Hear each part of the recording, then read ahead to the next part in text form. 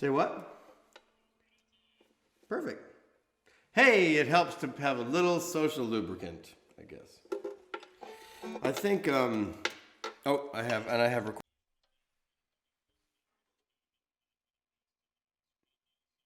got it. Okay, cool. All right. Yep.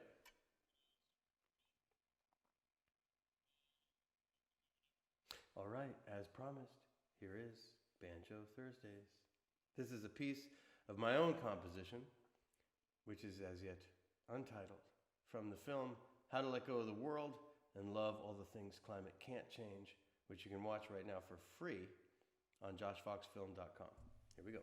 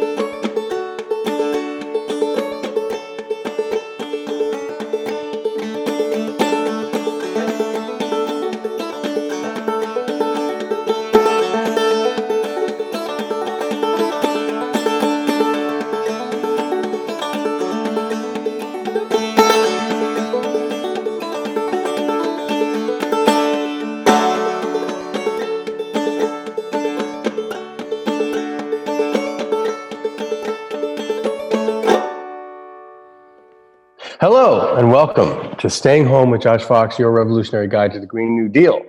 It's a great day today to talk about the Green New Deal, talk about our future, to talk about the way we get out of this mess that we are in. Not just the mess of coronavirus, but the mess of all the fossil fuel pollution. As you know, and I say many times on this program, the fossil fuel industry is a global pandemic. The fossil fuel industry's pollution kills 5 to 7 million people every single year. That's a $30 trillion healthcare cost. The fossil fuel industry is a global pandemic. We are here to talk about the cure to that global pandemic, which is the Green New Deal. And today, on today's program, we have some spectacular guests. We have some incredible, organized, inspiring youth from Fridays for Future from New York City, and Triage, a new organization that they're starting. We have Azalea Danes and Shiv Soin from Triage and Fridays for Future in New York City, high school and young college age adults who are just remarkably inspiring, and who I have great love for. We're having them on the program today, and we have Zoe Bookbinder, an amazing musician, singer, songwriter, to talk to us about their new project. So it's going to be a great show. But today I want to talk about organizing. Now, look, I'm not an organizer, right? I can't organize a sock drawer. I don't even have a sock drawer. In fact, I'm not wearing socks right now. And I'm not going to show that to you. But the point is that without organizers, we're lost.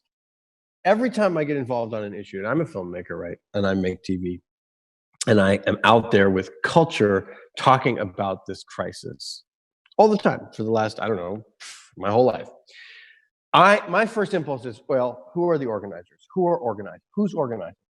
Who are the local organizers? Who are the state organizers? Who are the national organizers? Without organizers, we don't have a movement. We don't have political clout. We don't have any way into that political infrastructure at all. Even if we elect people that we like, those organizers are the people on the front lines who will then go to those elected officials and say, this is what you have to do. This is what you have to do to get our support again. This is what you have to do to get our support, period. For disorganized people like yours truly, it is a relationship of interdependence and mutual support, because we glorify the cultural actors in this space. We glorify the celebrities who go in and they say, "Oh, I don't like this, and I do like this," and they make a video or whatever. Sometimes those are good videos. Sometimes they're the ones where they sing Imagine. But the point is that we glorify the people out front, the politicians, the cultural makers, but the organizing is at the core of all of this. And so I always say, if you're a person who wants to interact with the movement, you have to do what you love, right?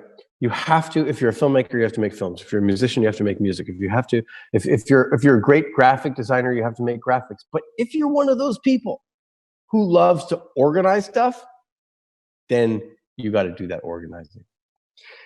But if you're not, so you have to do what you love. But you also, in addition to that, you can't just I wrote a fracking folk song, so I'm like, everybody loves me. I did my part. No, that's not enough. You have to do things in two camps. Number one, the thing that makes you who you are, the thing that makes you that precious, creative, unique, different person in the universe. That's what you love to do. You add that to the movement. But then you just got to be a foot soldier. You got to show up and do the thing that makes you not special. Do the thing that makes you just like an anonymous face in the crowd, because that crowd is what we need. When we go and we say we're going to have a protest, when we say we're going to do civil disobedience on this day, when we say we're going to vote, when we say we're going to petition, you have to do those things too. You have to do the thing that makes you unique and the thing that you love, and then you have to do the thing that makes you not unique, the thing that makes you just like everybody else. That's how we build power. And it is the organizers at the bottom of all of this, not the bottom, the top, the middle, the bottom, everywhere throughout the whole system. The ecosystem of activism does not work without organizers. They are the oxygen, they are the photosynthesis, they are the backbone. So today we celebrate organizing and we celebrate it by having organizers on the program who are both brilliant and inspiring, I think, lift you up. So here we go. All right, my guests are Azalea Danes and Shiv Soin, and they are from Triage in New York City, which is a new organization that they have formed, as well as Fridays for Future. We started to know each other when they did a talk back session with me, at least Azalea did, after my show, The Truth Has Changed in New York City. And they're doing incredible work organizing in the epicenter of the coronavirus. So please introduce yourselves and your titles with this new organization and how you fit into this ecosystem of activism right now. Do you want to go first? Azalea, you go first. Okay. I have to say first that I cannot take any credit for founding Triage. That was all Shiv and Anna and some of our other team members, but I've been very happy to join on as the communications director. So I do a lot of the messaging and branding work for Triage and all of the various actions that we do surrounding climate justice and political endorsement in New York City. I'm 17 and I'm still a senior in high school almost. In 3 weeks I won't be anymore, but yeah. Woohoo! Get there. I'm Shiv. I'm 19 years old. I'm now a second year student. Well, not third year student. I just finished my second year at NYU. And I'm the executive director of Triage. So my portfolio kind of looks more around the strategic end of all of this, like building up the apparatuses that actually build up community power, being able to bring people in so that they can actually effectively use their voice in their communities. So that's really what we're just all about doing. And that's my role, just like bringing people into the table and facilitating their voices and utilizing them to actually create the change that we want. So triage is this wonderful pun and double entendre. It's tree and age together, which I find wonderful. Talk about the principles and the objectives of the organization and what you guys are up to now and how you got started. I remember this remarkable climate march in New York City with Greta Thunberg and all of this unbelievable youthful energy, organizing, feeling like it was one of the best rallies I've ever been to in my life. Right? It had because young people were there, and the diversity was there because New York City decided to let public schools out for the day to participate in this climate march, which was so huge, right? So you had the most diverse protest I've ever been to, the youngest protest I've ever been to, and the most enthusiastic and least jaded, the least like, because activists, when you get to be a couple decades into it, you go to the protest and you're like, okay, another protest. But this was like, I'm not saying you shouldn't keep going. You have to keep going. It's all about protest. My banjo teacher, Roger Sprung, once looked at me and he goes, "You're not one of those protest people, are you?" And I said, well, yeah, I am. But the point is that this was a remarkable thing. What was the original? Tell me the principles of the organization and what was the inspiration and what are your objectives right now? Yeah. So Azalea, I can kind of go over how we got started and if you want to take on the principles. Yeah. So, what we really began with is what you were talking about with like the September climate strikes, the youth climate movement as a whole. And it was so much energy. We really, at that time, got young people really excited, starting to understand what the severity of the climate crisis was and how it was really impacting them. That was the biggest things that we realized from September and from the previous strikes that we held. And yeah, that was really evidence in the fact that we had around 315,000 people show up on September 20th in New York City alone and around 7 million worldwide. What we started to realize, though, was the strike that happened on September 20th and the strikes that were happening with the youth climate movement generally had demands like 100% renewable energy, accountability, these like really nice terms that didn't necessarily have meaning to the people that were viewing it.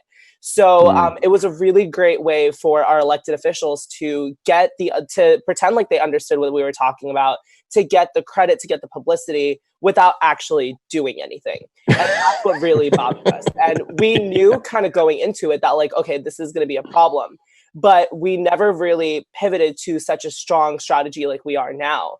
That is, okay, we know the language that we're using. How do we actually hold these electeds accountable?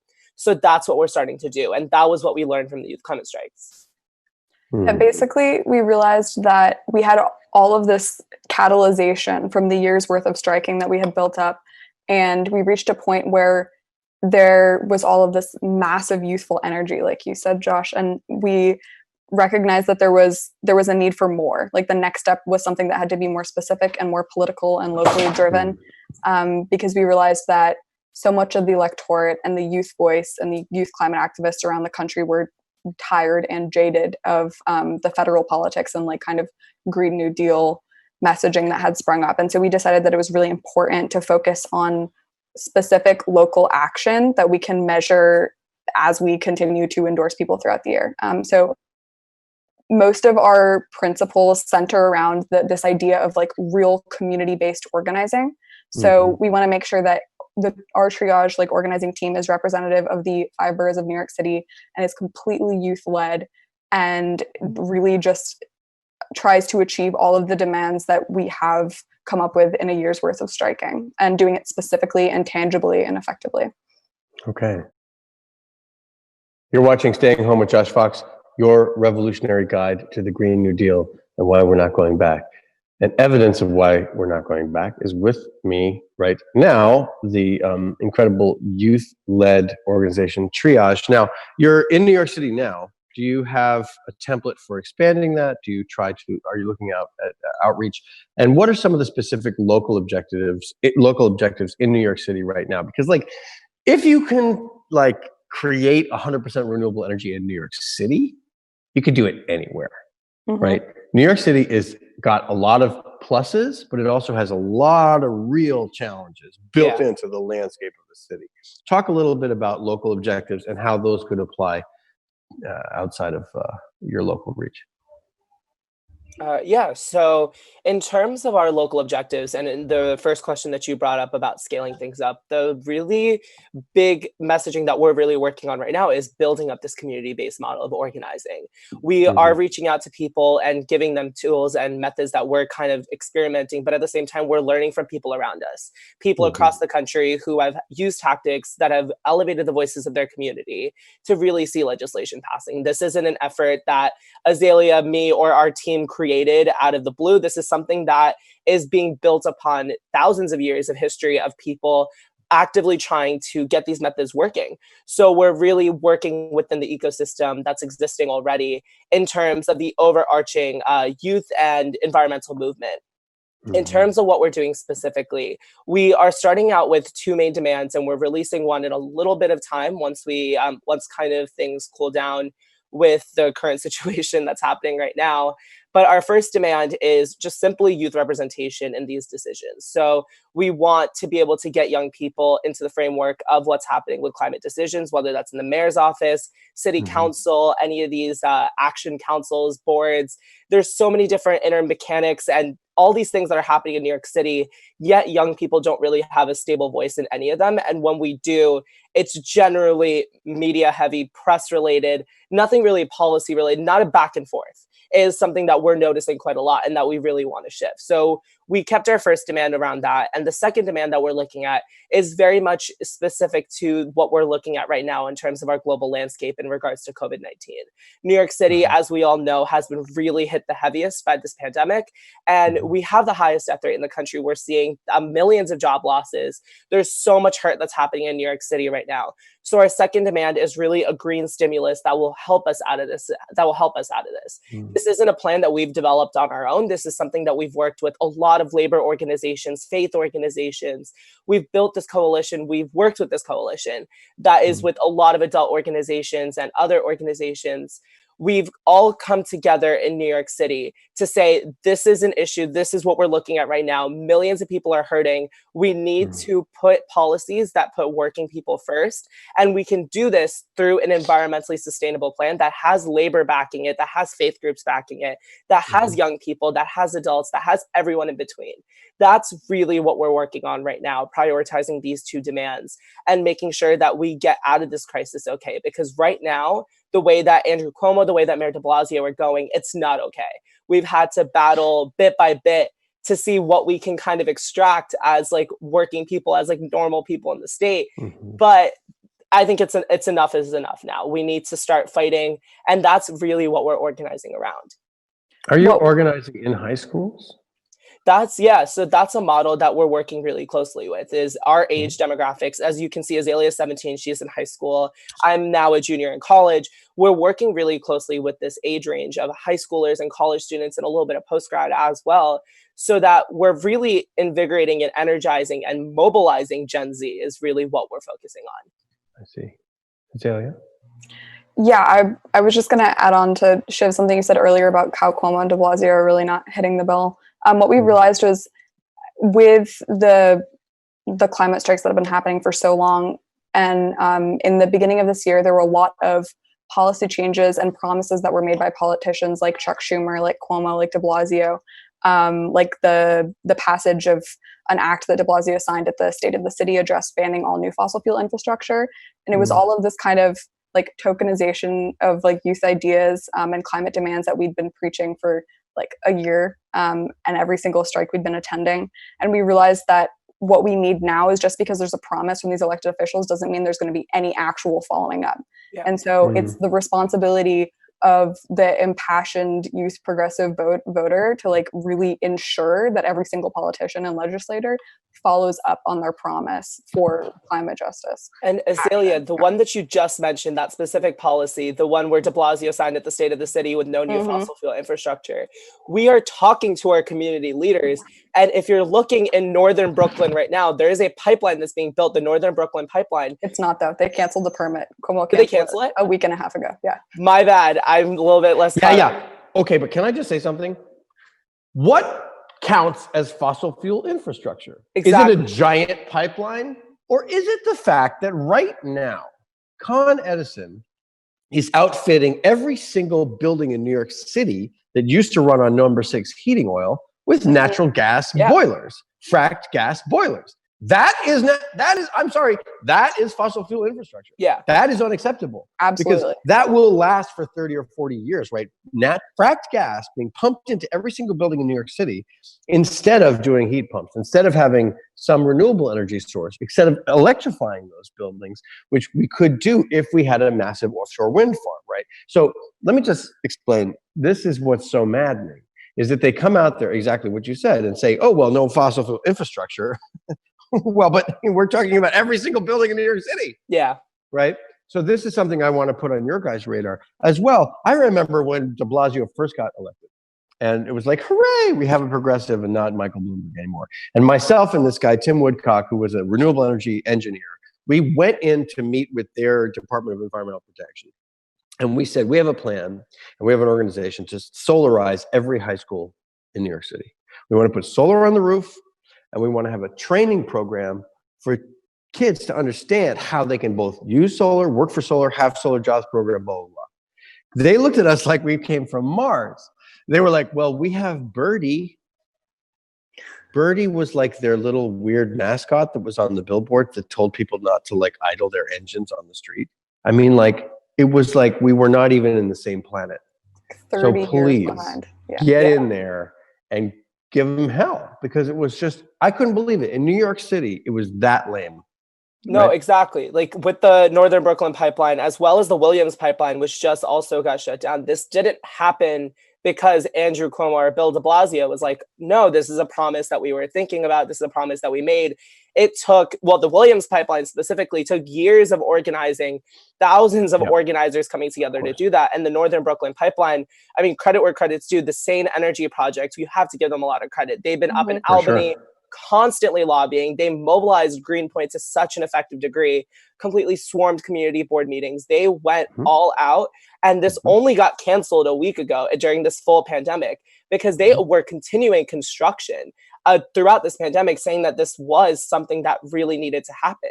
So de Blasio just fully ignored that promise. And when we actually got a chance to meet with them to talk about this, and we didn't really get a full follow back until we continued this pressured campaign with the Sane Energy Project as they continued building this up.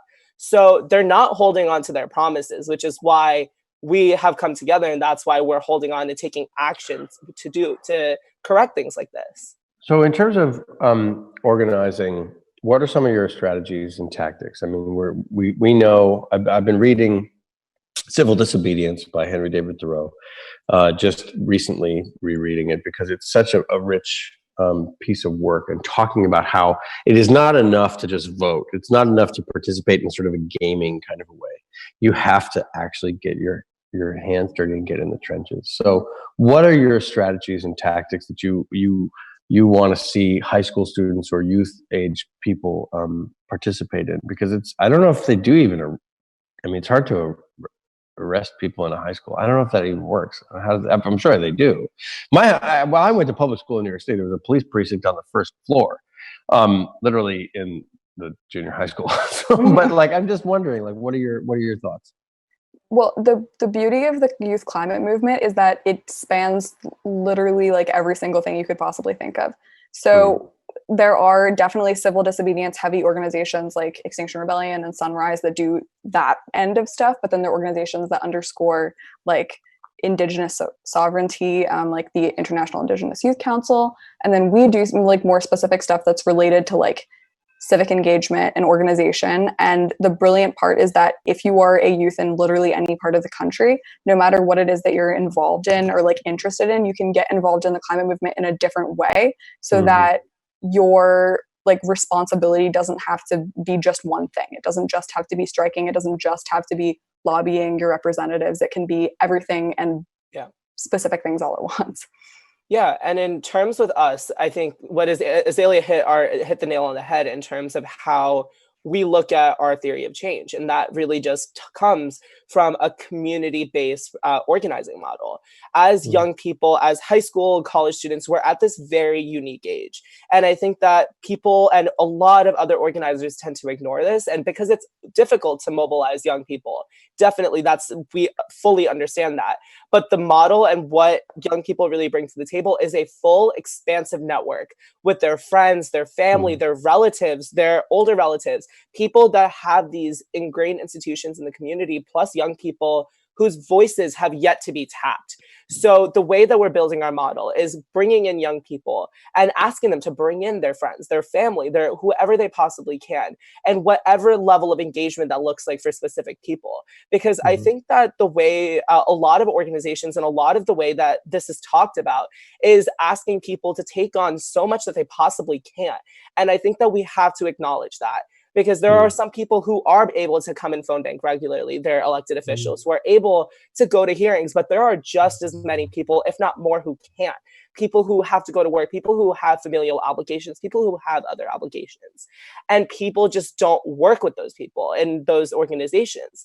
So what we have to do is really bring people in, and whatever capacity you can do, whatever energizes you. I think as a young person, that's also something you have to take into consideration. What excites you, what energizes you, what are you passionate about? Asking those questions, bringing them in with open arms, bringing them into a community. And that's how you develop a model that works for Gen Z. I think that's what really Gen Z is looking at. They're not looking at like things that don't mean anything. I think now like our BS detector as like a generation has gone is decently well. I think that when we see politicians like talking, we can kind of discern fairly quickly if you're telling the truth or not. And we are able to utilize that. We just have to bring people in. I think that's really what we're working on right now. And that's the model that we're exploring. And that's what we're working with people. So that's that's the only way we can win this. It's a community-based organizing with the will of the people, bringing in people who aren't usually communicated with city government, with other organizations, bringing them all in and mobilizing them effectively. You're watching Staying Home with Josh Fox, your revolutionary guide to the Green New Deal. My guests are Azalea Danes and Shiv Soin from Triage and Fridays for Future in New York City. You know, we have a generation gap in so many different ways. And it's one of the things that I recognize and notice quite a bit with the climate movement, this wonderful youth climate movement that has just come exploding out. And like, for example, the fracking movement or movements that are happening that are less urban, that are more about, fracking in someone's backyard, pipelines, infrastructure, LNG terminals, movements that tend to be more rural or more suburban and older. There are people who have land. There are people who are defending their backyards. I find that fracking movement to be a bit older. And they're really, really dedicated, at least for the time that they work, because they are afraid of this thing that's happening right next door to them, right? And they're afraid for their kids, they're afraid for their own health. How do we start to bridge that generation gap? Because I think it's really important that we have an intergenerational movement, an intersectional movement. But how do we start to bridge? What are you guys' tactics for like appealing to an older generation that doesn't see climate as important because intrinsically they have less future than you do?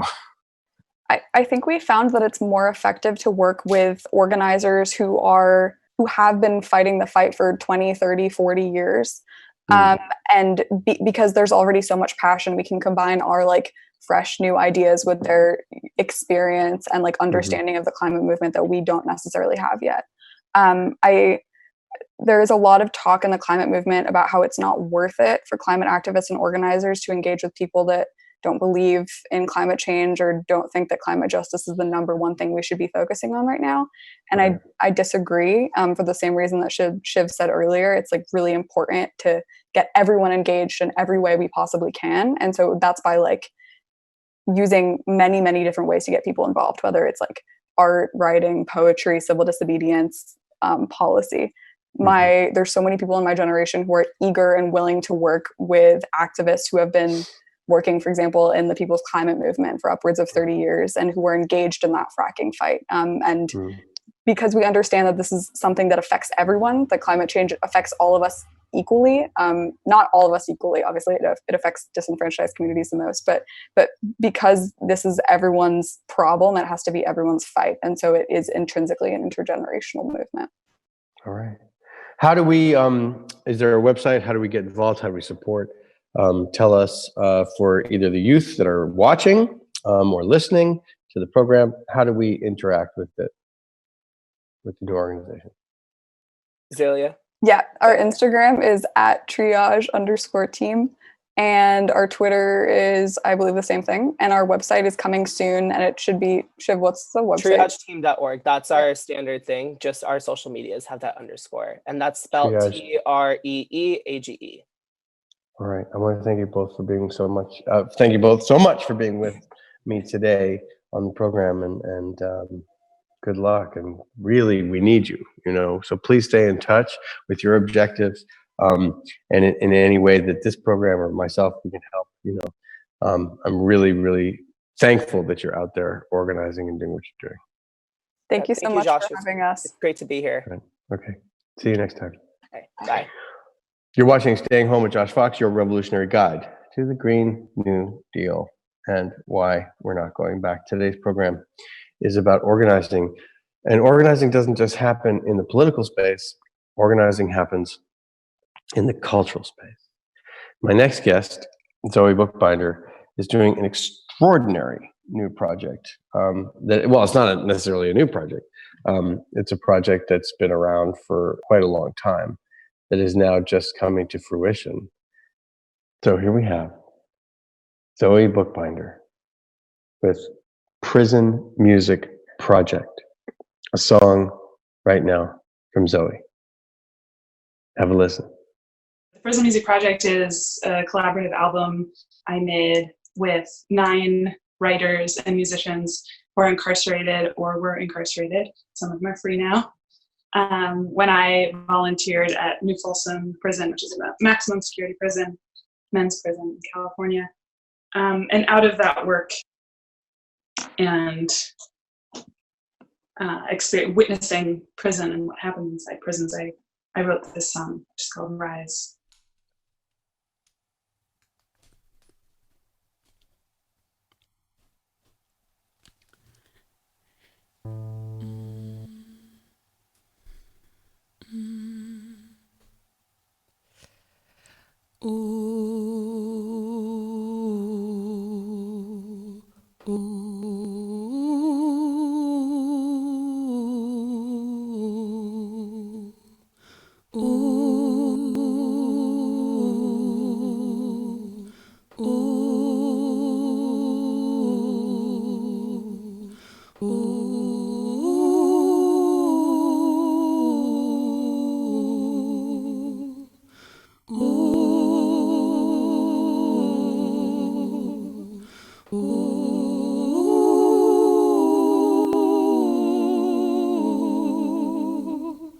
No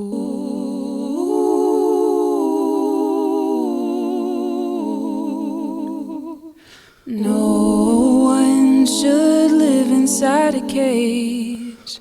I don't believe it keeps us safe. Darling, it's all about money. Nothing is too precious, honey. It's all about the money, honey. Rise, rise, rise.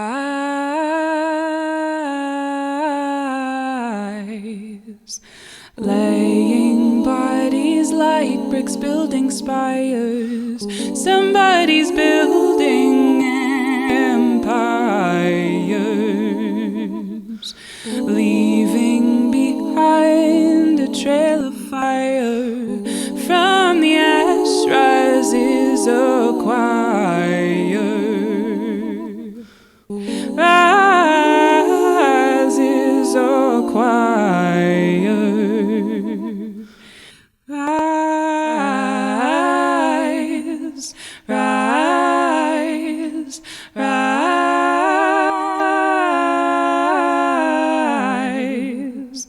Muffled voices through the wall. High price paid for a phone call. We amplify as we multiply. So listen as the silence dies. Hear the choir rise. Rise, rise, rise,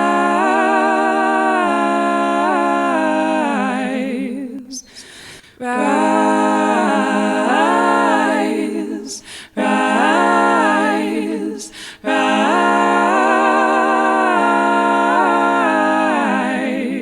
rise, rise, rise, rise,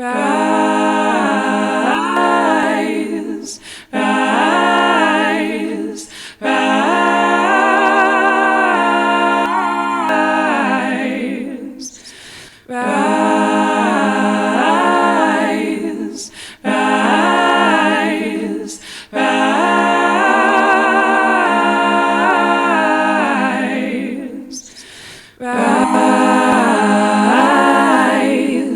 rise, rise,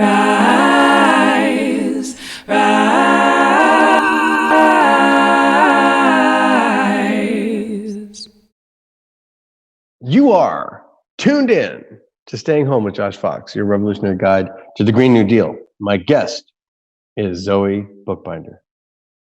I wanted to make sure we had a little extra time with you today because I thought the project that you're doing with the prisons, what's it called? Prison Songs? Prison Music Project. Prison Music Project. It's so extraordinary.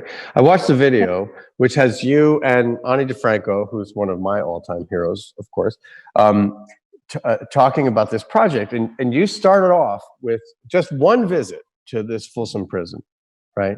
Which is a very storied prison, right? Folsom Prison. I'm assuming it's the same prison as in the Johnny Cash Folsom Prison Blues and all those It's right things. next to it, but it's higher security than the old one. Well, of course, they have to make things worse and worse. Well, we can talk about that. But so what happened? You went in and then boom, 10 years spending all this amazing period of time. And now this project is just coming to fruition now. Talk about it. Yeah. Yeah. I mean, I started it when I was 25 years old, which just feels so wild. And the May 19th was the 10-year anniversary of my first visit to that prison. So it's truly a decade. Wow. Yeah. And it's finally releasing, which, I have so many feelings about it. But mostly it's excitement, because I've been wanting to share these stories for so long, and the people who the stories belong to have been wanting these stories to be out there. And I feel a huge amount of responsibility to those people to tell their stories in the right way and present them in the right way, which is why it's taken a decade to get to the point. And you weren't allowed to record in the prison. So you say you became the recorder, which is so the folk tradition, right? Because we learn things handed down one person to another person, one person to another person. Talk about the process, right? You wrote some of this material. Ani DeFranco wrote some of the material, but they're all on, some of these songs are from the prisoners themselves, and some of them are poems. Tell us about the process. Yeah. So all of the lyrics, all of the words are from incarcerated or formerly incarcerated people, all people that I worked with at New Folsom Prison. And some of the songs are songs that I learned directly from the songwriter. Some are poems that I or Ani set to music. Some are raps that we were able to record over the phone, because you can't really sing over the phone, but you can rap over the phone. So, you know, as much as I kind of love that it's this. I've always loved phone recordings. I don't know why. There's something very nostalgic about the way the phone feels and sounds. It's very emotional. Ani actually has this microphone that is in an old telephone receiver, and she uses it all the time. We're going to use it in the release show, which is on June 5th, and it'll be available on the internet, and folks can buy tickets at prisonmusicproject.com soon. But where was I going with that? Oh yeah, so yeah, I liked thinking of myself as a recording device, because that is really the folk tradition, and because this album contains so many complex issues that are really heavy in our society, like racism is the main one that comes to mind, that feels, hard for me alone to try to address, obviously, as a white person. And so that's why it took a huge number of people to get this album where we wanted it to be. And because just me and Ani couldn't present a project that talks so much about racism as two white people. But you are using this project as a form of organizing. Talk about how it's a fundraiser. It's also about advocacy. How is this not just great music, but also an organizing strategy? I mean, this project has completely changed how I approach music in general, but I don't need to get too much into that. But yeah, this project, I mean, initially what I wanted to do, for the most part, I wasn't even thinking about making great music, though I think great music is such an incredible tool and a way to reach people with their guard down, so that they can truly receive with an open heart and open ears what you have to say. But the goal from the beginning has been to share these stories and these experiences, because they are locked in prison as much as the people they belong to. And what I witnessed going in was the thing that we commonly believe out here, which is that prisons are full of bad, violent people. That's not true. And I desperately wanted to share this experience with people who didn't have the access that I had to the inside of that prison. And I thought, how do I share this? I can't bring a camera in. I can't bring a recording device in. How do I share what I'm learning here? And the most important thing that I'm learning is the stories of these people, because in prison, these people are so dehumanized. And then the representation in our culture and in media is so dehumanized and one-dimensional.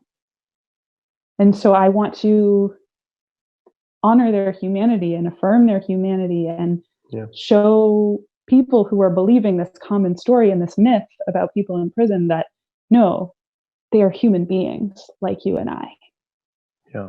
Tim DeChristopher, when he was in federal prison for 2 years, he remarked that when he was in prison, he said he met about 50 people who should be just put away from society forever, and 5 of them were inmates. So he was supporting what you were saying. Where in the last moment that we have where can we find the project? How do we buy it, support it, enjoy it?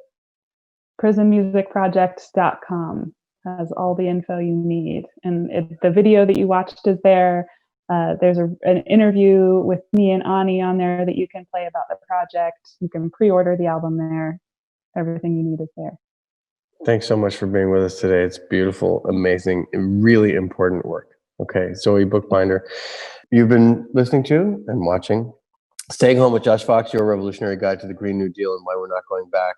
Until tomorrow, please keep organizing, stay strong, stay healthy, stay home. Staying home is a revolutionary act. Don't let them send you out into the disease. We have to absolutely change the world. Part of the way we do this right now is by staying true, staying healthy, staying home. Thanks. We'll see you tomorrow. Hey everybody, thanks for watching today's show.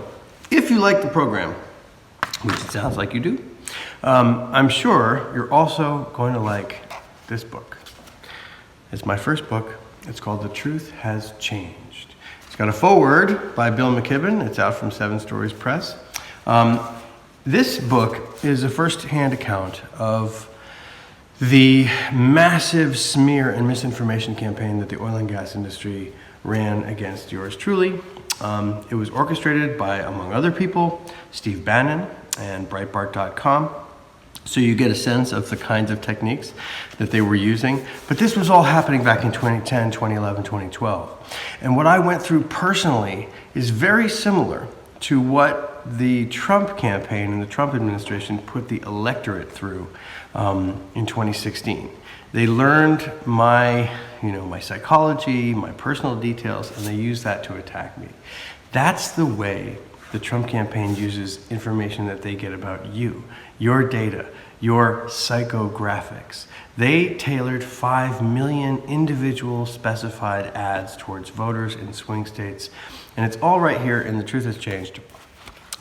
It starts off as a first-hand account of my frontline reporting from 9/11 through the BP oil spill, through the fracking wars, all the way to Standing Rock.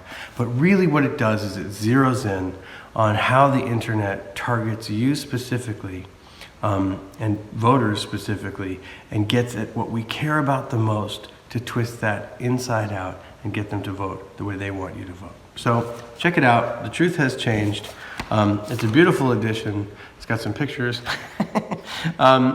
And I'm sure you'll love it. So you can get it from 7 Stories Press or at www.thetruthhaschangedtour.com.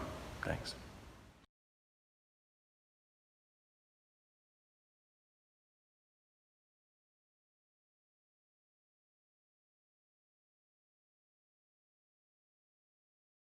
I'm old enough that I remember when Captain Crunch put the berries in there. Yay, crunch berries! And I was like, ooh, the fake berries. Remember? We're gonna try that. We did a story back in the day about how a woman sued, General Mills. She'd been eating it for 4 years, Right. believing that it was actual berries. Yeah. She's like, these aren't real berries at all. Yeah. I'm like, I got news for you. Captain Crunch isn't really a captain or a person. Joining me now, legendary whistleblower and American hero, Edward Snowden. First question is, hey, where are you? I'm in my apartment in Moscow. All of a sudden, in the studio, Jim Gaffigan, everybody. Mental illness is, completely undiagnosed in our society. It's not about a particular administration. It's about a broken system of power, and through that, really, the instrumentalization of a system of not justice, but injustice. People understand whether they claim to deny climate change or not. Our collective house is in crisis. We're also dealing with the legacy of 40 years of economic policies that have made people's lives more precarious. Sometimes you got to force people into their humanity. Sometimes you have to shake people into empathy. Senator Elizabeth Warren joins us in the studio. Healthcare is a basic human right, and we are fighting for basic human rights. In order to actually achieve that vision of everyone having access to the same resources and getting to determine the outcome of their life, we have a lot of work to do, and it needs to start right now. Here's something you may not know. When you deposit your money in a big bank, it doesn't just sit, safe and secure, in a vault. Instead, your money could end up building oil pipelines, mining for coal, or drilling in the Arctic. So if you're concerned about the planet, give your money something good to do. Make the move to green with Aspiration's fossil fuel-free account and join the thousands each week who are switching to save their dollars and save the planet at the same time. Cenk Uygur joins us. We are progressive and unapologetically so. Very happy to say that millennial and Gen Z generations are massively progressive along with us. Democrats, they've been so weak for so long. For God's sake, fight for your side. I would not like to compromise with Republicans. I would like to defeat them. Lynn, do you support Donald Trump? Yes, I like Donald Trump. Well, that's why we think you're racist. The 5 black kids in Central Park did not commit the rape. He said, who cares? Keep him in prison anyway. They probably did something. He's a terrible guy. Very fine people on the side chanting, Jews will not replace us. He says we should ban all Muslims. Well, that's bigotry by definition. He said it during the campaign trail over and over again. Called Latinos criminals and rapists. See, you're used to Republicans being strong on television and Democrats cowering. New day in America. Progressives, we actually fight back.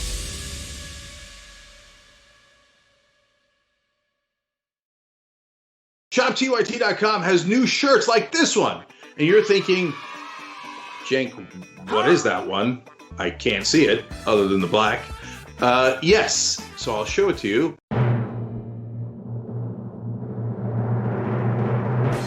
If you can read this, you're not practicing social distancing. Yes! Now, you were practicing social distancing. This is over video. But overall, you get it. ShopTYT.com. We found the perfect person to lead the Army, Allison Hartson. The establishment media works hand in glove with our corporate legislators, and our corporate legislators work hand in glove with the corporation. And we're going to make it so that it's a decentralized force throughout the country so that we can quickly identify stories, quickly identify troll farms, and go in and neutralize the enemy, and then start building responsible media throughout the country and on every platform available.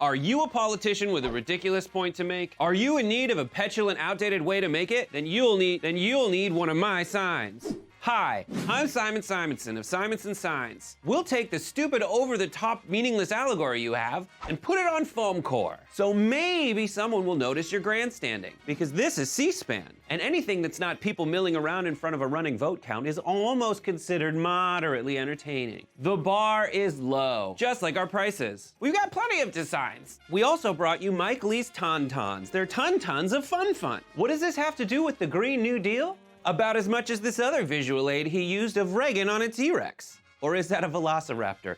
Who cares? Who the cares? No one gives a. Call us now at Simon Simonson Signs. We'll make your stupid point stupidly for money today. Viewers had asked for an interview with the TYT Lizard. Mr. Lizard. Oh, you changed colors today. Nice. I don't even know how you feel about us. Do you even like us? Well, you guys made me this awesome house, so I'm kind of in your debt. I was found outside on the street, and you gave me a home. Granted, it was a really crappy home for a while, but then through the power of fundraising, I became a person who has a multi-level Trump-style mansion. You do. By the way, you never looked better, man. Normally, you're just green or just brown, but today you're in mid-lizard, right? I'm not very smart. I'm a lizard, so I don't know how the science works. I guess this is just my mood. It's not every day that thresholds like this are broken. I'm just so excited. I can't contain my pigmentation.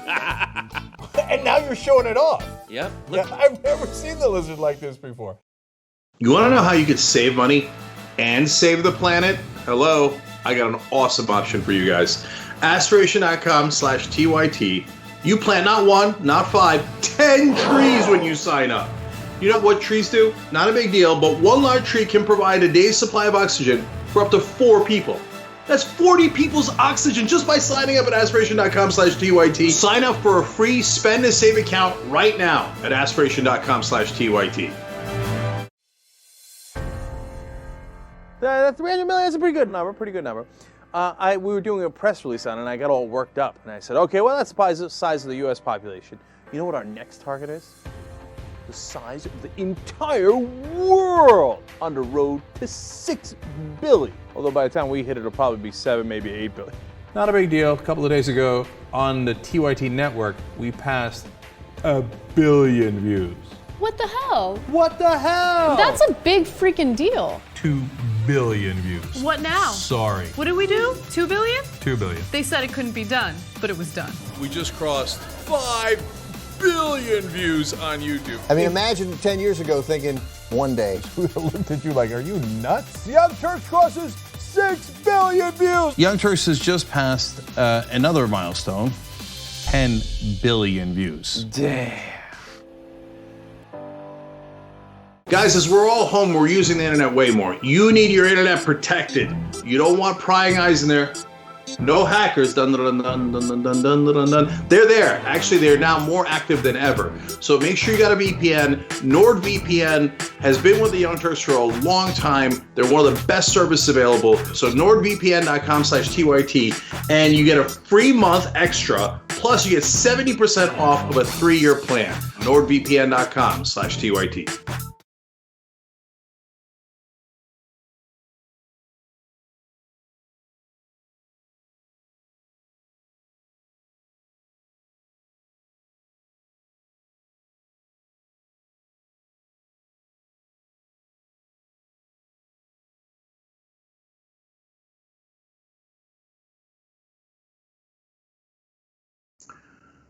All right, welcome to the conversation. We've got a great guest for you guys, old friend, wonderful progressive, former president and CEO of the NAACP. He's also at the Mississippi Jackson Advocate, the executive director of the National Newspaper Publishers Association. That'll be relevant later in the conversation. He's ran for governor of Maryland as the Democratic nominee. I can go on all day long. It's Ben Jealous. Ben, thanks for joining us. We appreciate it. Thanks, Jack. It's good to be here. So, Ben, We're going to talk about Biden's VP pick possibility. Progressives are trying to figure out who in the world they should support, given the situation, and it's a very, very tough situation. And I know that you're backing Stacey Abrams, and that's why I want to talk to you about why you're doing that, and it's so important and interesting. But obviously, the events that have happened recently has me starting with George Floyd and what happened in Minneapolis first. And so, let's start with the event itself before we get to what has happened since then. So, Ben, I've now been covering this for 18 years. One African American man killed after another, unarmed by police. And so we never fix it, and people are beginning to lose hope that we're ever going to fix it. So how do you think it can be fixed, and what needs to be done by people empowered to fix it? We have to understand that we're dealing with something that is centuries old. It really goes into a deeper tribalism in our psyche. I've been involved in this fight my entire life. I can remember my grandfather was a black law enforcement officer in Baltimore talking to me about the terror that he lived with, afraid that one of his colleagues might mistake him for a threat because he operated in plainclothes. And the reality is that if we're going to change things, we've got to go deep. When it comes to law enforcement, yes, we need all of the body cameras and community policing. We also have to change the way that we train people. In England, where most of the officers do not carry a gun, they are trained every 6 months on when to escalate force and, most importantly, how to de-escalate situations. In our country, where the standards vary across more than 16,000 different law enforcement agencies, the most common standard is you get trained once in force escalation, one day, like 9 to 5 at the academy, and that's it. And then after that, as they say, it's training day. And you're really trained by a culture that, if we're honest, has its roots in slave patrols. And so we have to, in a decisive way, decide that we're going to build our police to operate in a way that is appropriate for our democracy, that is appropriate for a country that is rapidly becoming more diverse, and that is frankly appropriate for all of our sense of morality. And I can remember being with Bernie Jenk in 2016 and wondering if folks in the Ozarks really understood how bad all of this was. When we saw all of those men, including in Minneapolis, back then it was Philando Castile, killed on our TV screens. And there was a moment when Bernie put out the call for the police to stop killing unarmed black women and unarmed black men. And in the Ozarks, people jumped in their seats, put up their fists and hollered, jumped up on their seats, put up their fists and hollered support. And like half the men were in deer hunting camouflage. And so this is not really a racial issue. You can go right back to the founding of our country, to the Boston Massacre, where that Paul Revere painted out Crispus Attucks, the first American killed in the Boston Massacre, a young black man who abolitionists later painted back in. There's been a multiracial fight to end police brutality that's at least as old as the Redcoats in this country. And we just need to finally win it. And we have to understand that means that we're going to have to change the way that policing is done. We need more officers with college degrees. We need more women. We need more training. We need, quite frankly, to be smarter about training people to de-escalate situations. We need to use violence interrupters more. There's a whole raft of changes. One of the places I think that's done the best job at making incremental progress is New York City, where they passed through a raft of these changes about 5 or 6 years ago. And the good news is that they saw violence go down for years as a result. And so let us not for a second believe that you have to have abusive cops in order to be safe. You don't. In fact, they actually make all of us less safe. Yeah, violence begets violence. And so, look, I love every part of what you just said. I've been saying for I don't know how many years in a row, for God's sake, retrain the police. There's something wrong with the culture. Excessive force is almost taught and by regular process. and unfortunately now woven into the DNA of the culture of policing in this country.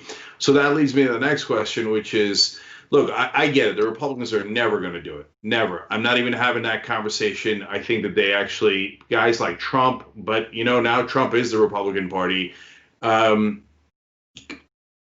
revel in, I mean, he said it. He said it in a tweet on Thursday night. He said, when the looting starts, the shooting starts. That's an old saying from 1967 from a police department in Miami that was known for being horribly abusive to African Americans, and they said that as a way of in celebrating police brutality, and that cop had that reputation, the leader of the cops there down in Miami. You get it. But I want to talk about the Democrats because, look, I don't want to be unfair. That's why I gave that prelude about, yes, the Republicans are never going to fix this.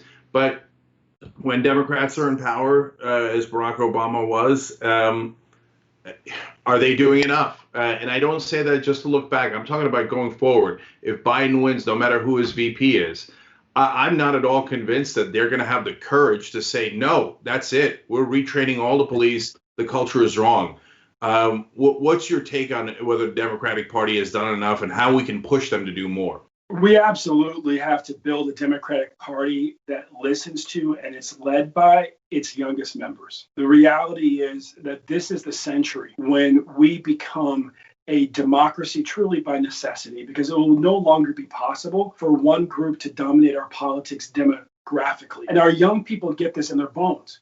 And on every issue, whether it's healthcare or it's education or it is policing, they have a clear vision for a better future for all of us. And on this issue, quite frankly, too many generations of Democratic politicians have been trained that you can be a liberal on everything except for law enforcement.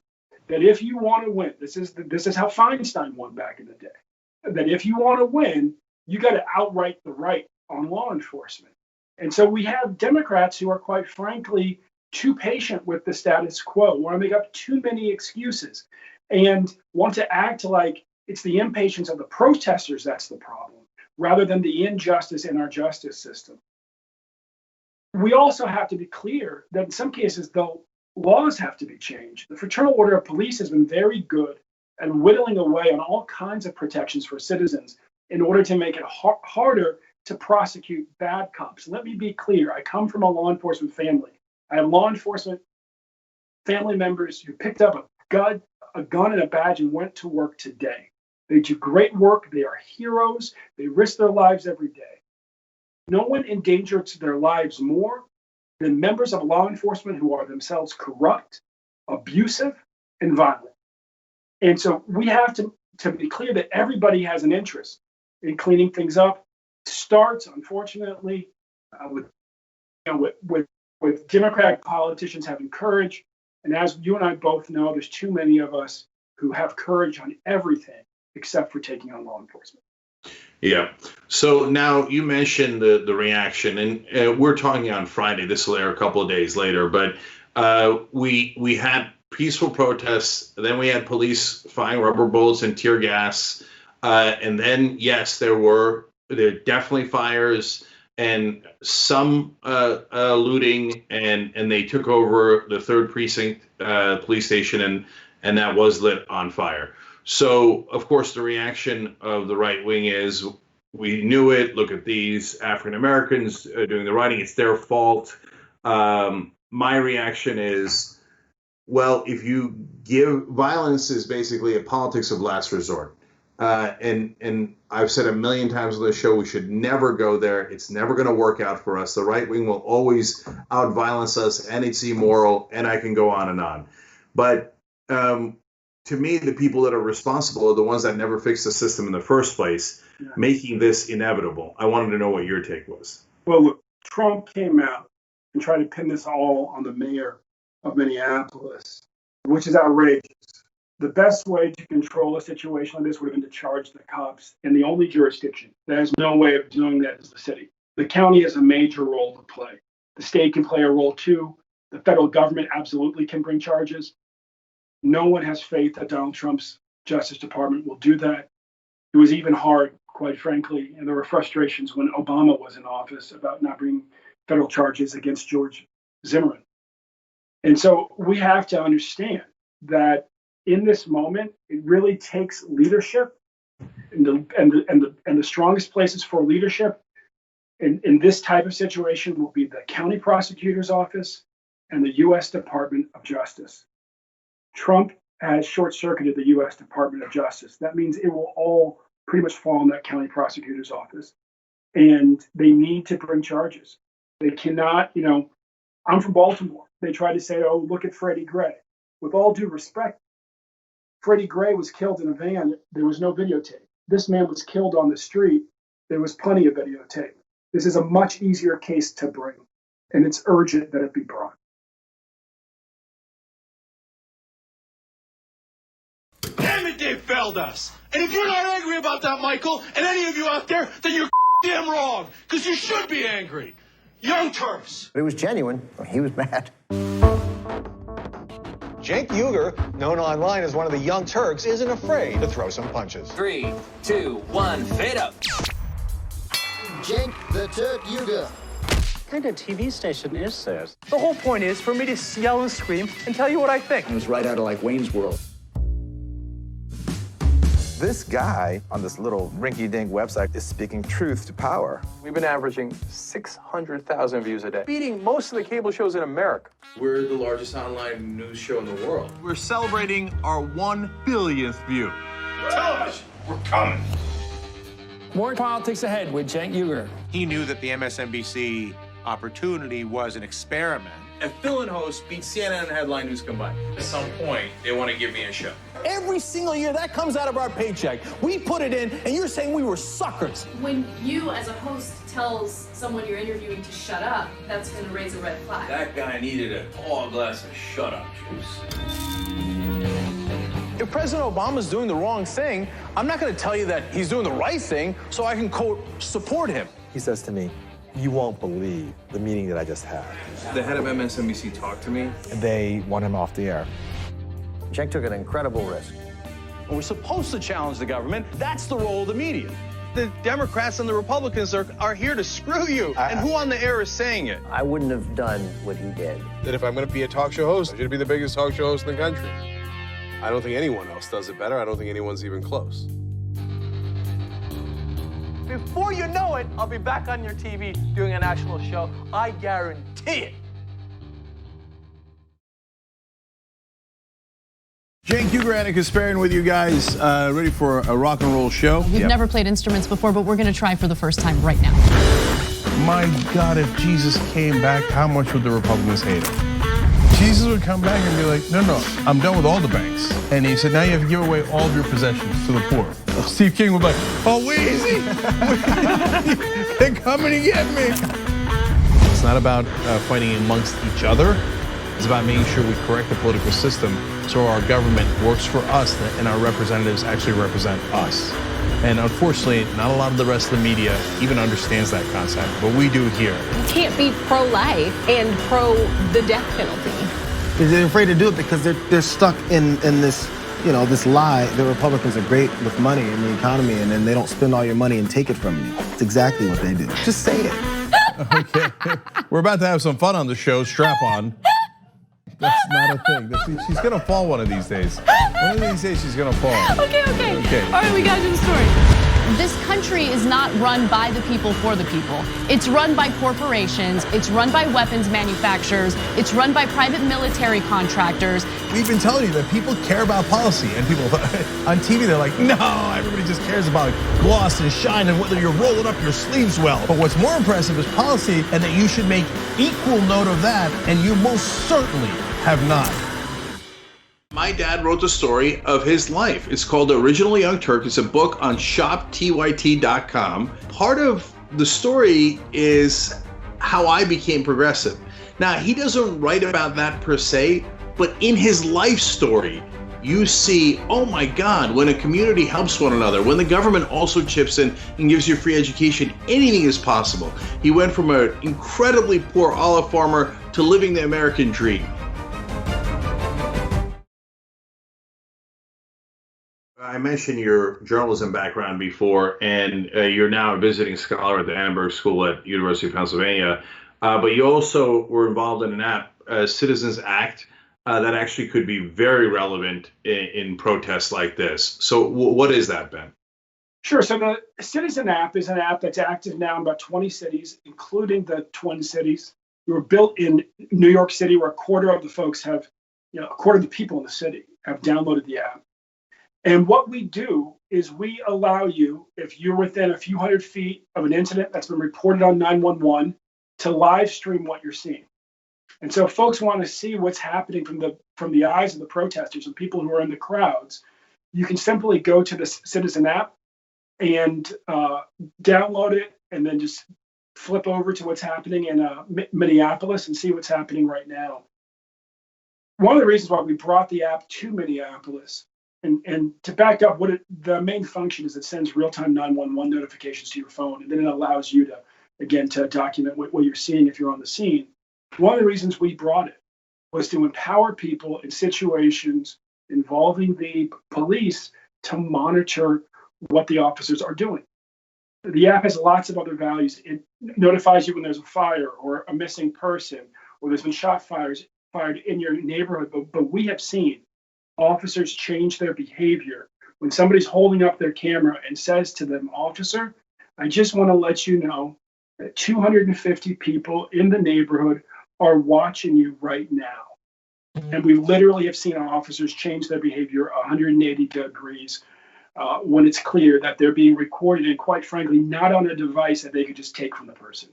Because if you record it on our platform, it's all on our platform. So Vice President Joe Biden is now the Democratic nominee, and he's got to pick his own vice president. So the top contenders appear to be Elizabeth Warren, Kamala Harris, Stacey Abrams, and Amy Klobuchar and Gretchen Whitmer. And there's others, but those are the five that are most often mentioned. Given what's happened in Minnesota and the prosecutorial history of Klobuchar, I don't know if she's still in the top five. But people often talk about how he has to pick a African-American female VP. But that seems to wash away the differences between Kamala Harris and Stacey Abrams as if they're the same person. Obviously, they are not. So you're backing Stacey Abrams. Why is that? Well, let me just acknowledge that was a tough choice. And the first three women that you mentioned, any of them, I think, would be a great vice president. I don't know the other two so well, and I do have concerns about Klobuchar and her history in her state. Stacey, to me, is a unique person in my life and a unique person in this country. I've noticed since we were 20-year-old organizers, taking on the governor of Mississippi, who was trying to turn a black college into a prison, along with Derek Johnson, who runs the NAACP nationally now, and we beat him.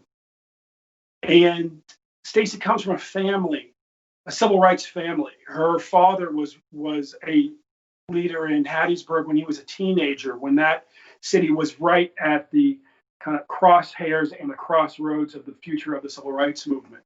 And he raised Stacey to be just as courageous. And I saw her do things when I was president of the NAACP, and she was the first woman to ever lead a legislature in Georgia. And she was in her early 30s. I saw Stacey do things that were incredible, considering that the Republicans had control of the government. I saw her create consensus to save the union when other leading Democrats had betrayed the union that represents the bus drivers in Atlanta and the subway operators. She actually built bipartisan consensus to save them. I saw her work with the Republican governor to push through, at the time, the most sweeping state-level criminal justice reforms that we have ever seen. And I have seen Stacey again and again, with humility and compassion, take the concerns of working people and deliver real results. All of this in Georgia. And so we need somebody, when this country is so fractured, who knows how to reach across the aisle and pull folks towards us to win major progressive victories. We're fools if we think as progressives that we can get everything we want done by ourselves. Those of us, like me and Stacey, have worked on criminal justice reform for the last quarter century or more of our life, know that we can work to get sweeping criminal justice reform done because we've done it together at the state level. And we've done it with Republicans who we disagree with on 99 things, but found the one thing we could agree on, which was that our prisons are destroying families. They understand it often because they're involved in right-wing ministries that are operating behind bars, and they know the human damage just like the NAACP knows the human damage of over incarceration. Stacey's an incredible bridge builder who has won real progressive reforms in Georgia, in the Georgia legislature with a Republican governor, precisely because she is a courageous organizer who grew up in the civil rights movement. I hear from some progressives that they're worried about Stacey Abrams precisely because of those things. They say she's perhaps a secret moderate because of her history of being able to work with Republicans and get legislation that at the end of the day was not as progressive as people would have liked. How do you answer that, Ben? There were always folks in the North who thought that Martin Luther King was too moderate and that he should have adopted the rhetoric of Malcolm X. The reality is Martin Luther King was in Georgia and Malcolm X was in Harlem. And those are universes apart. Stacey is absolutely committed to changing people's lives for the better in real time because she comes from the very communities. Stacey grew up in places like Wiggins, Mississippi. Most progressives I know haven't been to Mississippi, let alone to Wiggins. But she grew up right on the front lines of poverty in this country. And so, like Martin Luther King before her, she operates in a way that is distinctly Southern. And like Martin Luther King before her, she is absolutely rooted in serving poor people. And like Martin Luther King before her, the change she would bring to our country would be tremendous. We have to, as progressives, learn to appreciate the geographic differences of this country and the different sort of rhetoric and manner of behavior that we have to take on when we're operating in a place like Georgia and, not in, say, New York City. The establishment critique I see of Stacey is that, well, she's untested. We don't know her well enough. It's too much of a wild card to pick someone that the nation doesn't know well enough and that hasn't served in a big enough office. Well, what's your take on that, Ben? How can you sit there and discount the only woman in the history of the country to pull together a coalition and lead a party in the Georgia legislature? How can you discount a leader, a Democrat who got as much done as she did? And how can you pretend like, frankly, President Obama had? He began running for president the day he became senator. And I don't think he even finished his first term. And what Stacey did and has done in her state legislature is at least as significant as what he did in his. Now, we've seen great leaders rise up from state legislatures to lead in the White House, going way back. Stacey is right in that mold. She is brilliant, and we would be lucky to have her as vice president. We'd be lucky to have her as president. I want to call out what you recently did in Baltimore. You raised $1 million for people that are dealing with coronavirus in Baltimore right now. How did you do that, and where does it go? It was inspired by the Unite Here union, whose leader in Baltimore called and told me that in 2 weeks, 90% of her members would be laid off. My grandfather supported our family, his daughter, my mom, his wife, my grandmother, as a unionized dishwasher. And I thought for 1 second what might have happened to our family if he had lost that job. And honestly, there was a lot of good that may not have ever occurred. So I sent out a note to friends, and we celebrated checks coming in that were as small as $3, $2.50. And then the checks just got bigger and bigger and bigger. It kind of went through the roof. And all of a sudden, we had hoped to raise $10,000. We ended up raising over $1 million. We're giving that money to Black churches, to Casa de Maryland, which serves the undocumented, and to relief funds for union workers who find themselves out of work and to help school children get computers.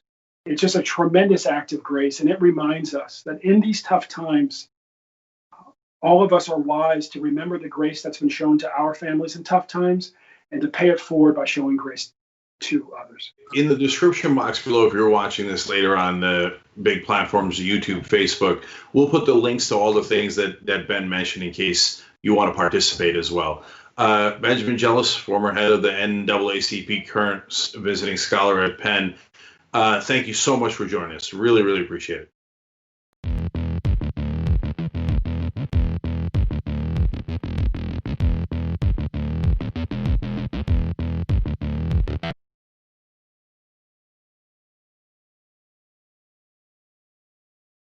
I built the greatest economy with the help of 325 million people. I built the greatest economy in the history of the world. I built it with all of the death for Hispanic American, for African American, for Asian American, for a reason of incompetence or something else other than incompetence. I built it with all of the death, and we're going to do it again. And it's not going to be that long.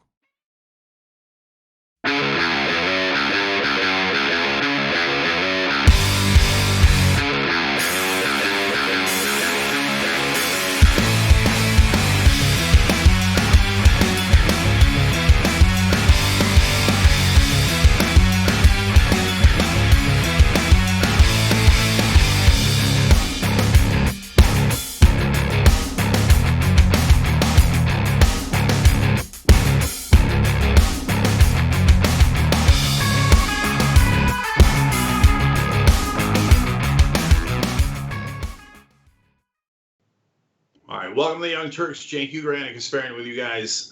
These are trying times. My God, 2020 has been the worst year. It's amazing. An epic nightmare. So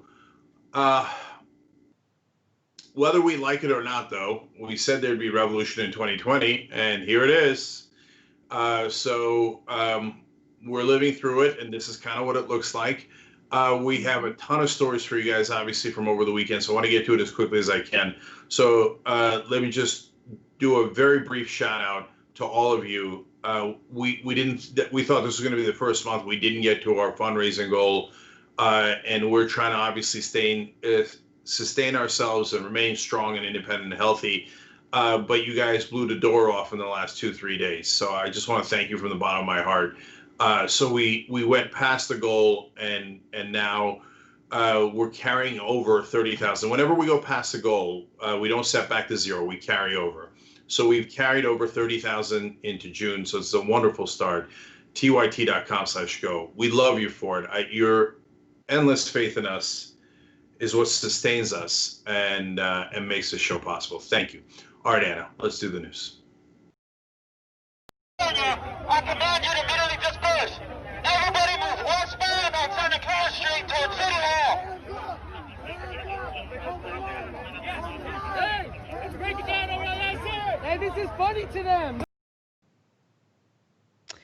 There were countless examples of police using excessive force against peaceful protesters over the weekend. In fact, most of the protests, in fact, all of the protests started out peacefully and unfortunately began to unravel as soon as an influx of police presence was shown. And that cop that you just saw was from San Jose. And as you can see from the video, he seemed incredibly eager to use his weapons. But there were far more horrific videos floating around the internet over the weekend, including one video featuring 2 NYPD SUVs running over a group of protesters in Brooklyn. I want to warn you guys that this video is difficult to watch. It's incredibly graphic, but this is what some protesters were met with over the weekend.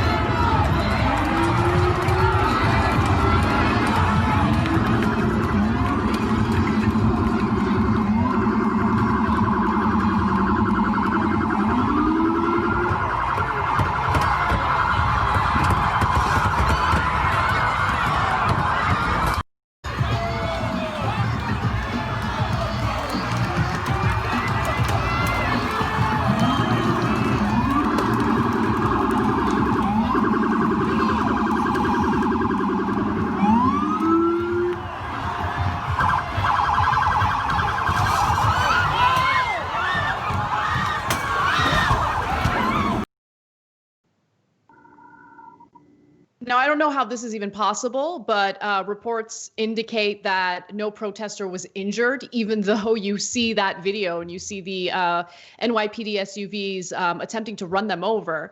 Now, the response from Mayor Bill de Blasio, in my opinion, was not the correct response, and he has received quite a bit of condemnation as a result. Just a quick clip of what he had to say. Of us have seen the video involving 2 NYPD vehicles and a crowd of protesters. I didn't like what I saw one bit. I did not want to ever see something like that. I don't want to ever see it again. And clearly, we need to do a full investigation and look at the actions of those officers and see what was done and why it was done and what could be done differently. But I also want to emphasize that situation was created by a group of protesters blocking and surrounding a police vehicle. So, Cenk, I want to get your thoughts, because when you look at that video, you do see the protesters creating a barricade. And I mean, you have protesters creating a barricade that doesn't give the cops the right to run them over. But that's what they did. And luckily, no one was hurt, allegedly. But I wanted to get your thoughts. Yeah, so that was Bill de Blasio actually fixing the original statements. The original statement was worse, seemed to justify the cops much more thoroughly. That's him walking it back to some degree. And look, I think there are some easy answers and then the difficult answers. The easy answers are don't run over protesters with your car. That's obvious. Police have called cars deadly weapons in the past when they're charging civilians. They will charge them with murder for that. So the same rules should apply to the police, and they should be extraordinarily careful, and they are not. And certainly we're not in that video. Also, don't surround police cars and throw things at them. You know, it's easy for folks to say, oh, Cenk, we should do that. Okay, but at some point, the cops are going to get out, and then we're going to have more violence. So it's a mess right now. What I don't know, and what no one has clarified in either camp, is what are the police supposed to do in a situation like that? I think they're in a difficult position. I know what not to do, which is run over the protesters. But honestly, they're going to have trouble, getting that situation under control. So my best guess, and I'm not, ranked in any police department, is, and hence I have not gone through all their procedures, obviously. But my guess is you call for backup, and you remain as calm and patient as you possibly can and move people back in an orderly way. So we've got to all keep our nerves about us and not lose our cool.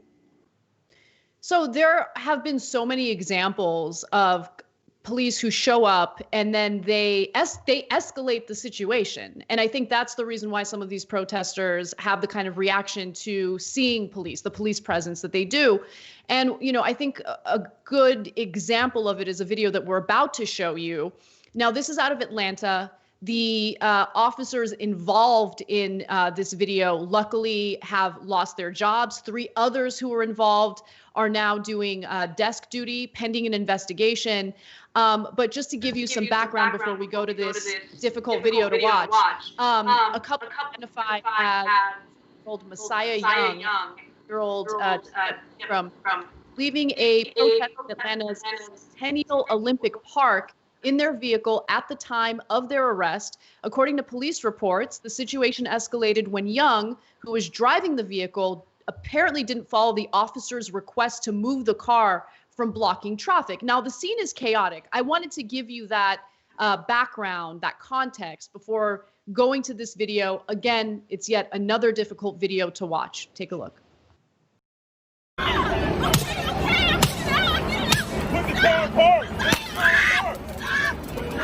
Guys, come to our shot, come to our shot, come to our shot. Watch your back hand. Come to our shot.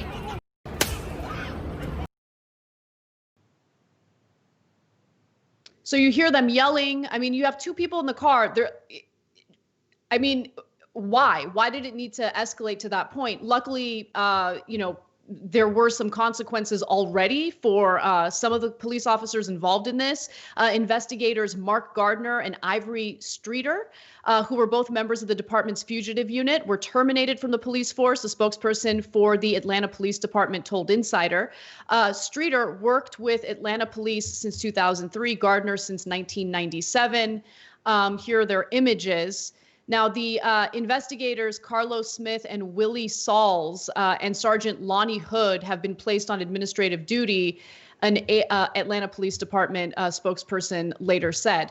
So that incident is being investigated, but just meeting protesters with that type of force, with that type of brutality doesn't make sense because it's going to further escalate the situation. And that's what we've seen over and over and over again over the weekend. So there's yet another example. Let me give you one more, Cenk. So there's also video of the National Guard and Minneapolis police basically shooting people on their private property, on their porches, as they were basically riding through residential areas. So what they're using here are paint canisters, or what they're shooting are paint canisters. This was a video that went viral on Twitter over the weekend. Let's take a quick look at that. This. They just keep coming. Go inside! Get inside! Get inside! Get inside! Get in your house now! Let's go! Light him up! Go inside now! Get in the house!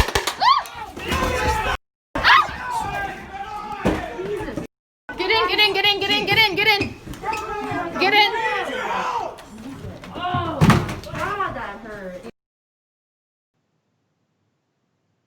So why is the National Guard and Minneapolis police shooting at people who are simply on their private property, watching what's going on from their front porch? It's absolutely disgusting, unnecessary. I mean, you know, these are people who are supposed to work for us, right? They're paid by taxpayers to keep the peace. But as you see in case after case, they escalate tensions, they escalate the violence, and it's not making the situation any better. And all you see on cable news, sometimes they do cover, you know, what the whole point of the protests are, but the worst is local news. They focus on the looting, they focus on the rioting. The best way to, you know, have a peaceful situation is to not allow police to escalate the situation and use excessive force in response to these protesters. But that unfortunately isn't what we saw over the weekend. I actually think that some of that footage, it makes a great case for the right way of doing things, which is civil disobedience.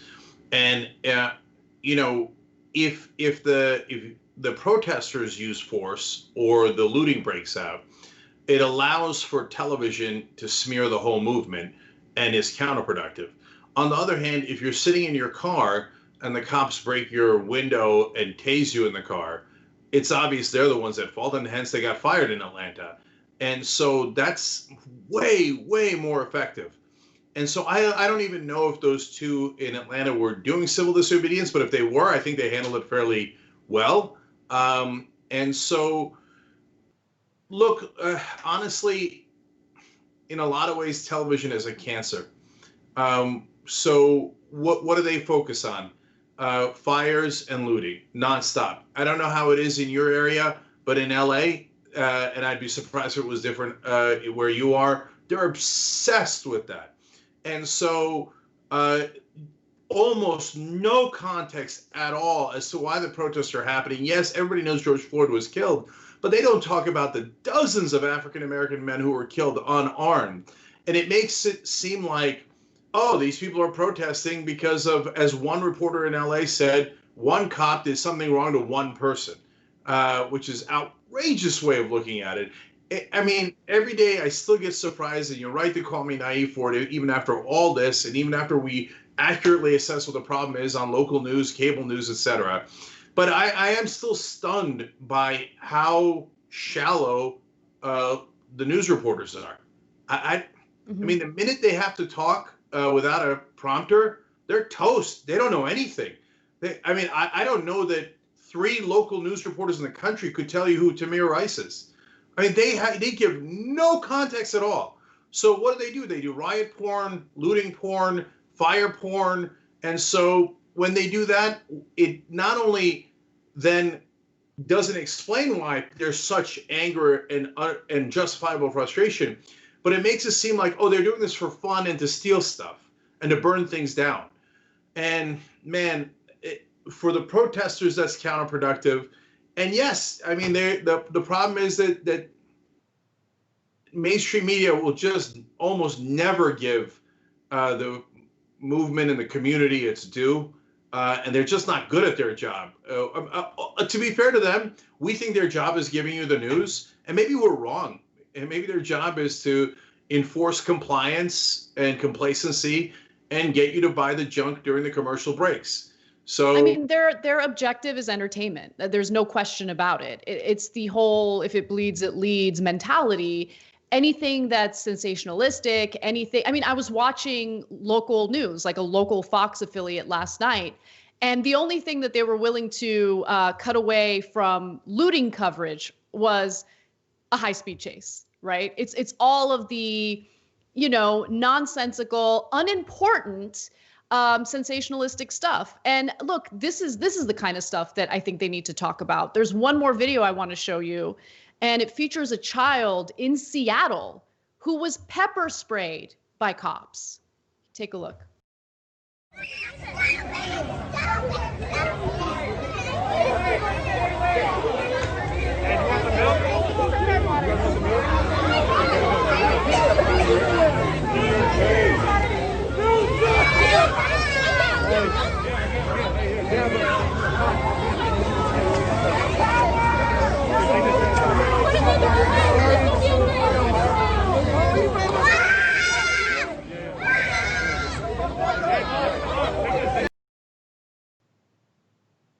So that was after the child was pepper sprayed, and you see other protesters surrounding the child and using milk to help out.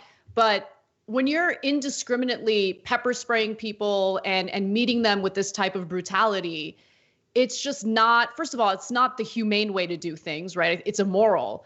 But if the goal is to calm, the violence down, this ain't the way to do it. And it goes back to something that you mention all the time, Cenk. There are police officials and cops who care way more about being respected. Their egos matter way more than doing the right thing. They're supposed to be the professionals here. They're supposed to be the ones with the training to de-escalate the situation. And there were just far too many examples of them doing the exact opposite during these protests. Yeah. I mean, look at this guy. Look at this guy. Come on. He can't wait. He can't wait. We showed you a video of a police car indiscriminately pepper spraying a peaceful crowd on Friday. There's thousands of these videos. There's a video of a protester's mask is pulled down by the cop, and he pepper sprays him right in the face, and on and on. And so, look, even if 15% of cops are overly aggressive, that'll affect a huge percentage of the protesters. And then that side gets agitated, and we get into a vicious cycle of violence. So, but in this country, the reason why we're having all these protests and the underlying cancer of police brutality is because we teach them excessive force. We tell them to take control of a situation and use overwhelming force. Anyone who tells you otherwise it's just not true. That we don't teach effective de-escalation in this country, and that is not the culture of police. Anyone who tells you otherwise, totally and utterly lying. The culture of police is you show them who's boss, and if anyone disrespects you, either arrest them, make up a reason. Number one made up reason is resisting arrest when there is no other crime. In other words, we weren't arresting you, but you said something we didn't like that was insulting to us, so we kicked the crap out of you and then arrested you for resisting our arrest as we were kicking the crap out of you. So can anyone in America really say with a straight face, that doesn't happen a million times in this country? Repeatedly, it happens nonstop. So look, I'm frustrated with so many different parts of this, as almost everybody watching is, including, yes, some people looking to agitate from the crowd. But the number one culprit is the establishment absolutely, positively refusing to change anything. Is anyone taking on the police right now saying, I'm sick of their brutality? I'm sick of their culture. Their culture is wrong. No one. What I just said would get you kicked out of any television station. They would immediately cut your mic and remove you from the air. You watch local news, it is cop ass kissing 24/7. No other point of view is allowed. Compliance and complacency. It doesn't mean you should do violence. You shouldn't. It's counterproductive. But if you're frustrated by policing this country, congratulations, you're conscious. Well, have no fear. When we come back from the break, Obama's got solutions, and we'll share them with you. And I'm being sarcastic, obviously. So we'll be back.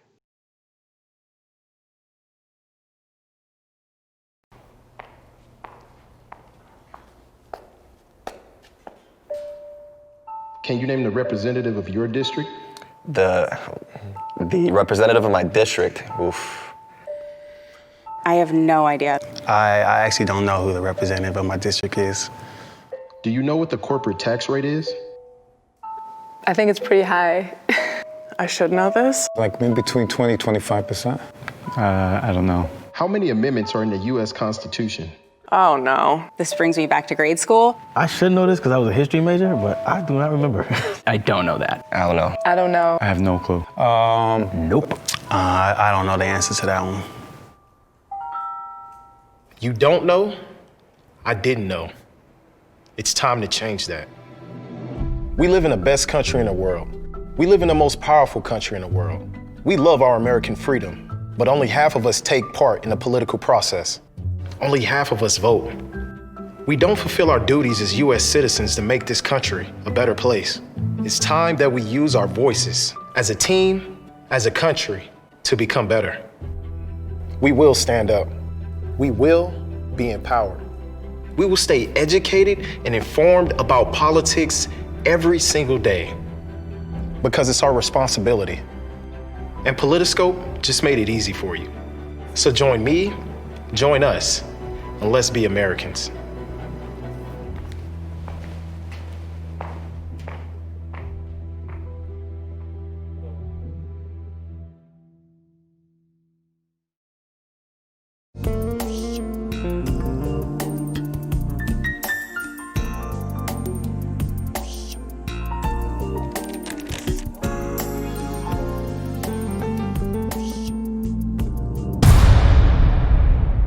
The TYT affiliate program's finally here. Now you think, finally, I didn't know about it, but I did. I've been waiting to do this for a long, long time.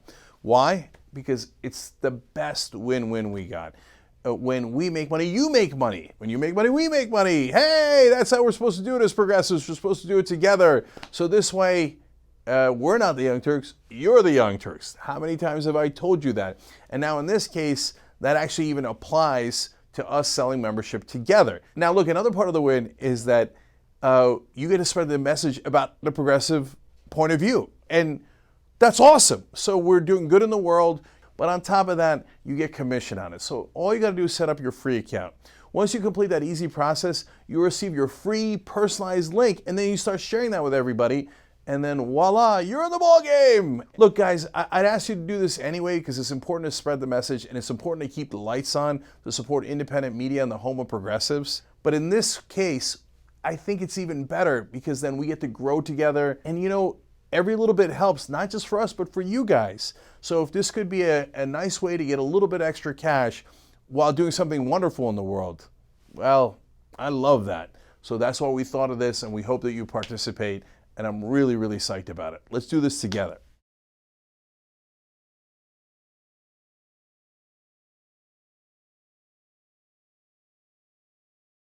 ShopTYT.com now has books. One of them is Ryan Grimm's book, We've Got People. That's a saying that AOC said, they've got money, we've got people. It's the best tracing of the AOC victory I have seen anywhere. It's the most accurate, and it's got great details. The book actually goes all the way back to Jesse Jackson and how he was the original Bernie Sanders. If you want to know how we're going to win going forward, those lessons are super important, and they're in Ryan's book. So check it out right now at ShopTYT.com.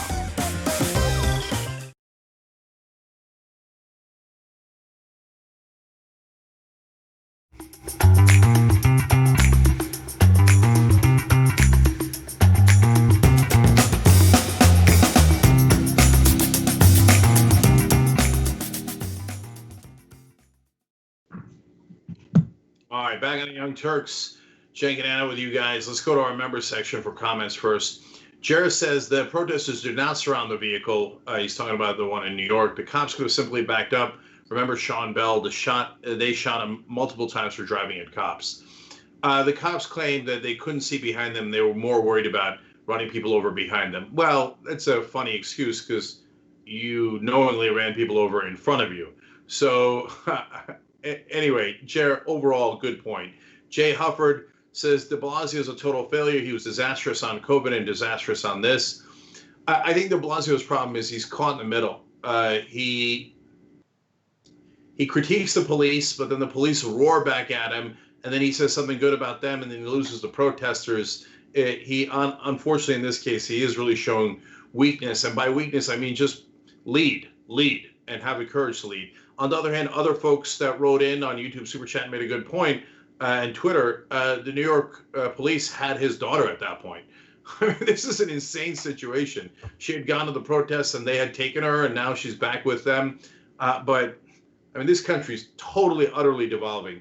Gravity Boy says there are peaceful protests, then some provocateurs burn down or loot a building, and we are all placed under draconian authoritarian rules and curfew. Yet a shooter can shoot up a school full of children or a theater full of moviegoers, and nothing is done. Yeah, I mean, in Vegas, 52 people died in that shooting? No, nothing ever got locked up. There was no curfew, no nothing, right? So I understand it's a little apples and oranges, but it's an interesting point. Thank you for making that.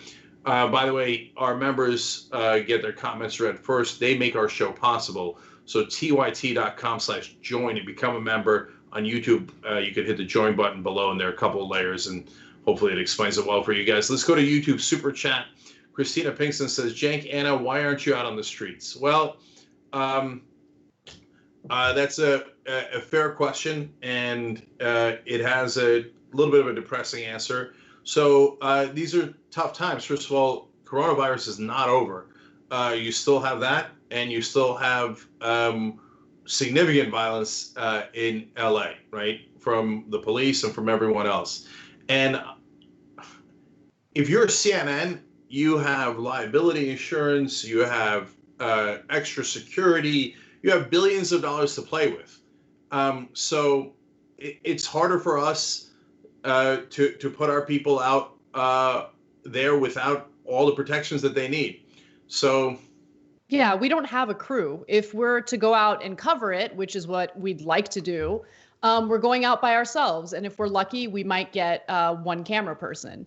So it was something that I wanted to do today, but there's no security. And if I go out there by myself, I don't know. It's a tough situation.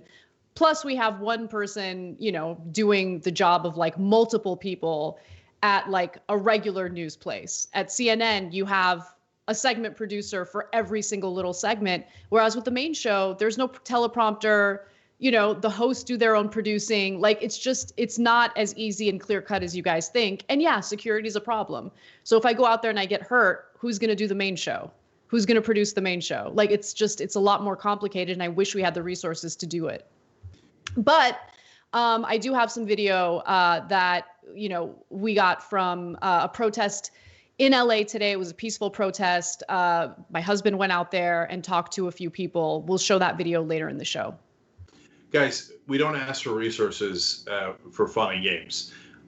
So the reason we do is because we're unbelievably under-resourced. Anna makes a good point. It's not just about safety. If we have one person leave, they're usually doing 3 or 4 jobs, and then the whole thing collapse of its own weight. Anyway, we're doing the best we can. Hopefully we'll do better and better. But thank you for trying to keep us accountable and asking about it. Kevzy said a point that a lot of folks said here. Kevzy247 on YouTube Super Chat. Did you see the whole video where there was a white woman in the car in front of them waving at the camera? And then a lot of other people, Mama Alaska and others, point out those are in the Atlanta situation. And I just want to be clear, those are students and they were trying to get back home. The cops seem to have waved another car forward, yes, with a white woman, and then they targeted this. So when I mentioned civil disobedience, that's not what these 2 college students were doing anyway. They just got caught in the crossfire. And then, of course, people are wondering why that car, not the other cars. And you saw the officers. The officers are African-American. But, for the right wing, they go, well, that's it. Then it couldn't have been race. No, there's a culture in policing that white people, there's another video where a cop shoves a black woman, and then a white woman comes and shoves the cop down. And the cops don't do anything because white people might have power. So be careful. Black people, you can do whatever you want to. Poor people, you can do whatever you want to. And middle class, you could usually do whatever you want. So those are the dynamics that are at play. But thank you guys, for all of you, for chipping in with all this commentary. Last one, these are all super important. We could take the whole hour discussing this. And I was talking about it on our Twitch channel now over the weekend. I did a couple hours there, twitch.tv/TYT. Last one on Twitter is Dylan T. Tartaro says, I really do love Cenk and know that he means well, but he is dead ass wrong. They won't ever stop. They'll keep killing us. Peaceful protests won't work. Time to fight fire with fire. #revolution. #storm the Bastille. Look, I have history on my side. People have tried violence many times in reaction to oppressive powers. It often does not work. The great majority of the time, those folks get crushed and it leads to more violence. What has worked spectacularly? Martin Luther King, nonviolence. Nelson Mandela and the ANC when they switched to nonviolence. Mahatma Gandhi, nonviolence, freed 1 billion people. So I'm not saying it just because I think it's the moral thing to do. I'm also saying it because I think it's the right strategy. All right, Anna, let's keep going. All right. While Trump has demonstrated a complete lack of leadership and courage in responding to the civil unrest in the country, which of course is unsurprising, many have wondered, well, where's Obama? Is Obama going to say anything? Is he going to break his silence? And he has, in the form of a post on Facebook, which I want to share with you now. He does choose to emphasize on dealing with this police brutality issue in a nonviolent way.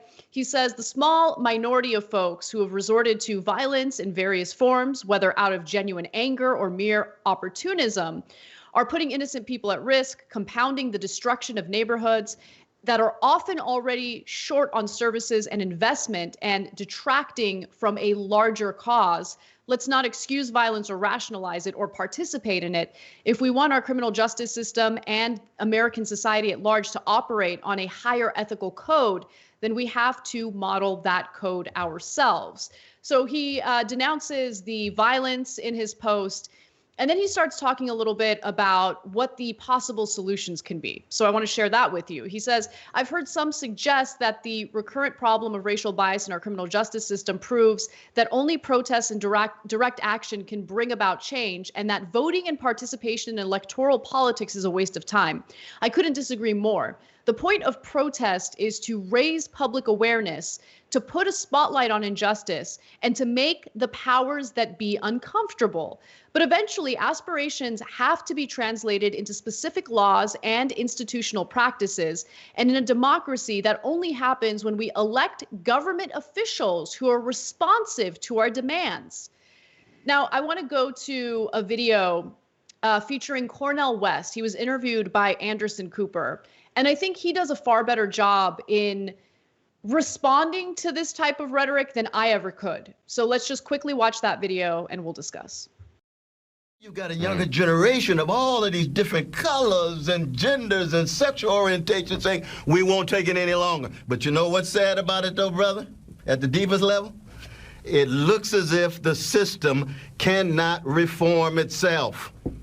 We've tried black faces in high places. Too often our black politicians, professional class, middle class, become too accommodated to the capitalist economy, too accommodated to the militarized nation state, too accommodated to the market-driven culture tied with celebrity status, power, fame, all of that superficial stuff that means so much to so many fellow citizens.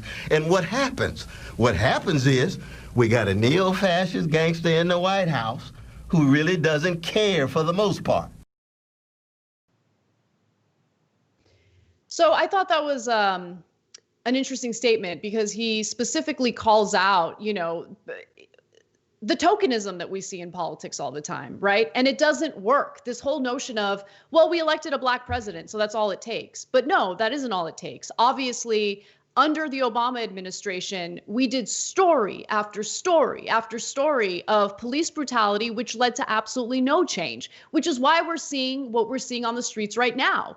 People feel that they have nothing left to lose. They feel that they haven't been listened to. You have peaceful protests with Colin Kaepernick, getting condemned by Republicans and Trump supporters in the country. Kaepernick loses his NFL career as a result of speaking up in a peaceful way.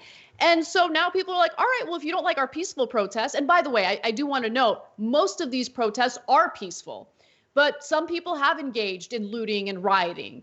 And it's, you can't win. Whether you do it peacefully or you do it in a non-peaceful way, you're going to get criticized. At least that's the comment that I'm seeing oftentimes from people who engage in these protests right now.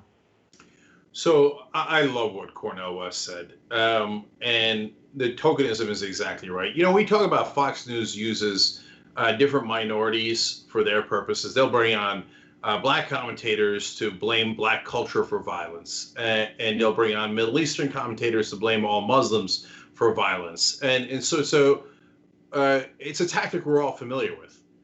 But the mainstream media and the establishment does it as well. But the tokenism that they do is that they bring folks on from, and it's not just black faces in high places; it's all those faces in high places. And they'll bring on those tokens to tell everybody, don't worry, go back to your couch. Everything's going to be okay. Don't change a thing. Nothing will fundamentally change. Just go back home and don't do anything. That's the propaganda of the mainstream. That's the propaganda of the establishment. And it's actually more subtle, more sophisticated, and has generally worked better for the purpose of the status quo than even what Fox News has done. So Cornel West is 100% right. Now, I read Obama's statement. You take it outside of context and just by itself, you say, look, it's a pretty good statement. He's right.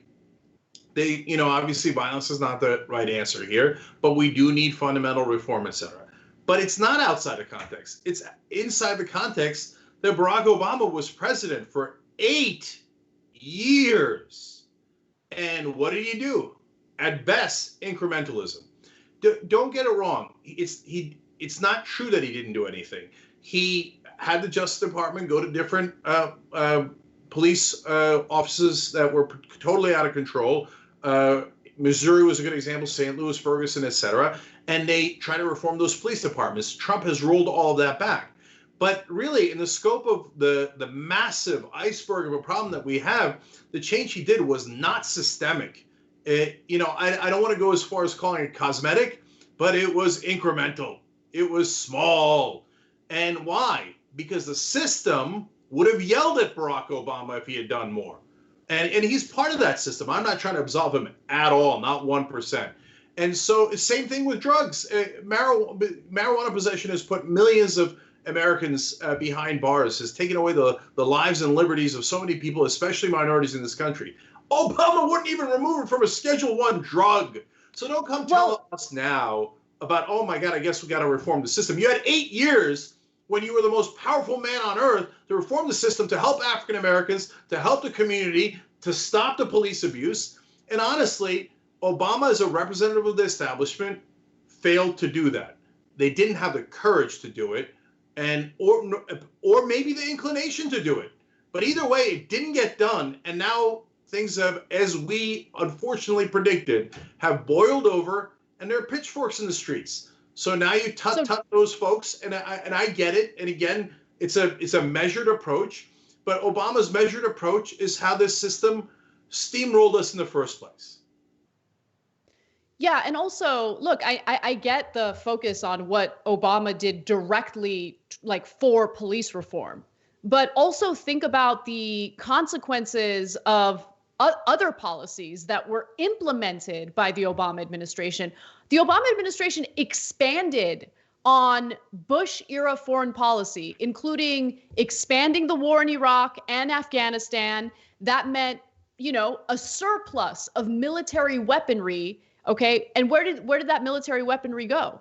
It went to our police departments. Our police departments are overwhelmingly militarized, and they can't wait to use those weapons. I mean, the freaking tanks that they have, the drones that they have, the weapons that they have a direct correlation to the increase, the uptick of police brutality that we're experiencing in the country. So when people, look at foreign policy stories and maybe they're bored by it, they don't care, understand that our foreign policy decisions have a direct impact on policing here in the United States as well, right? Because those weapons need to go somewhere. This whole military industrial complex doesn't just impact other countries, right? It impacts us because we have that surplus of weaponry, which then gets passed off to our police departments, and then they use it against us. It's what we're seeing in these protests right now. In the video we showed you earlier, where they fire the paint pellets at people on their own porches, before that, this giant military vehicle was roaming through those same streets. Our police now look like stormtroopers. When one of them took off his helmet in Flint, Michigan, that story went viral everywhere because they're like, oh my God, there's humans inside. It was almost like Finn taking off his stormtrooper helmet in Star Wars. And look, let me be even clearer. Obama is definitely at fault. He did not challenge the assumptions of the system.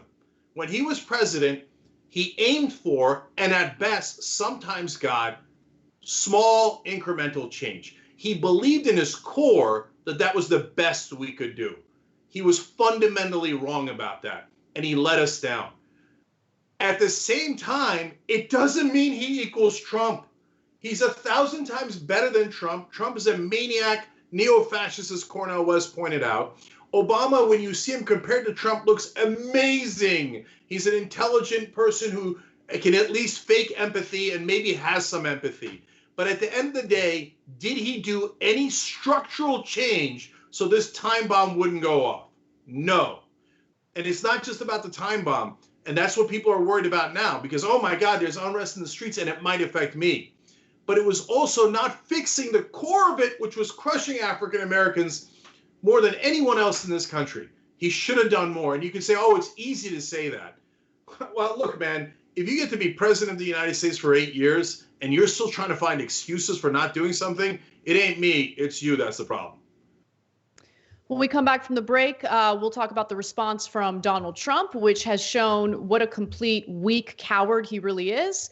And then we have more for you later, including the Lincoln Project going after Donald Trump and his escalation of racial tensions in the country. We'll be right back. Are you a politician with a ridiculous point to make? Are you in need of a petulant, outdated way to make it? Then you'll need one of my signs. Hi, I'm Simon Simonson of Simonson Signs. We'll take the stupid, over-the-top, meaningless allegory you have and put it on foam core. So maybe someone will notice your grandstanding, because this is C-SPAN, and anything that's not people milling around in front of a running vote count is almost considered moderately entertaining. The bar is low, just like our prices. We've got plenty of designs. We also brought you Mike Lee's Tauntauns. They're tons of fun. What does this have to do with the Green New Deal? About as much as this other visual aid he used of Reagan on a T-Rex. Or is that a Velociraptor? Who cares? Who the cares? No one gives a Call us now at Simon Simonson Signs. We'll make your stupid point stupidly for money today. Viewers had asked for an interview with the TYT Lizard. Mr. Lizard. Oh, you changed colors today. Nice. I don't even know how you feel about us. Do you even like us? Well, you guys made me this awesome house, so I'm kind of in your debt. I was found outside on the street, and you gave me a home. Granted, it was a really crappy home for a while, but then through the power of fundraising, I became a person who has a multi-level Trump-style mansion.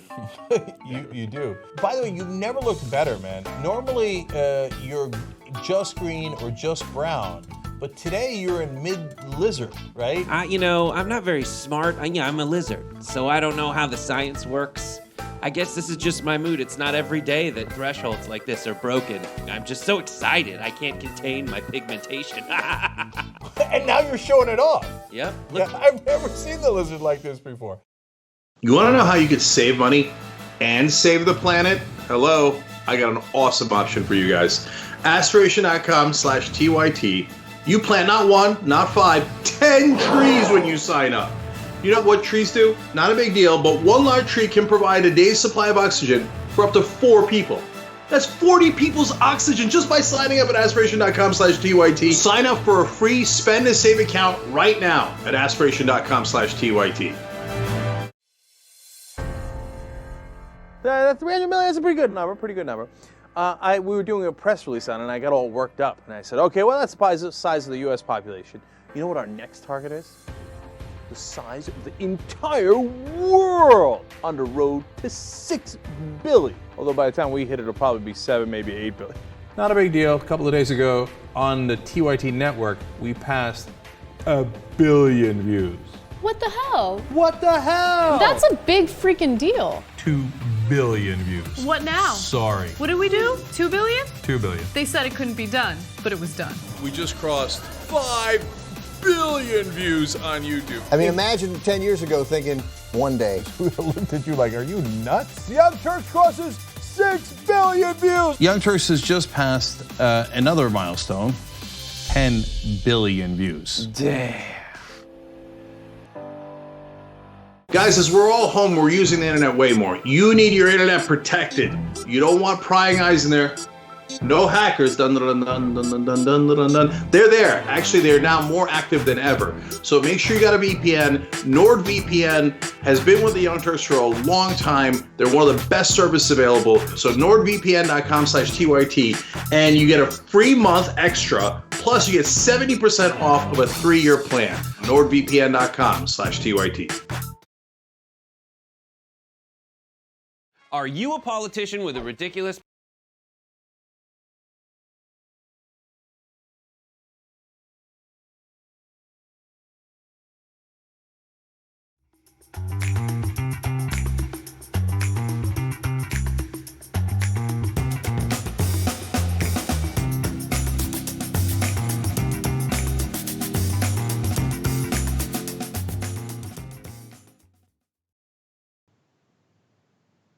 All right, back on the Young Turks. Tradora writes in the members section, Jenk and Anna, thank you for pointing out that you guys are working hard. I think those who think otherwise just don't watch the show as much, and if that's the case, then let their comments fall on deaf ears.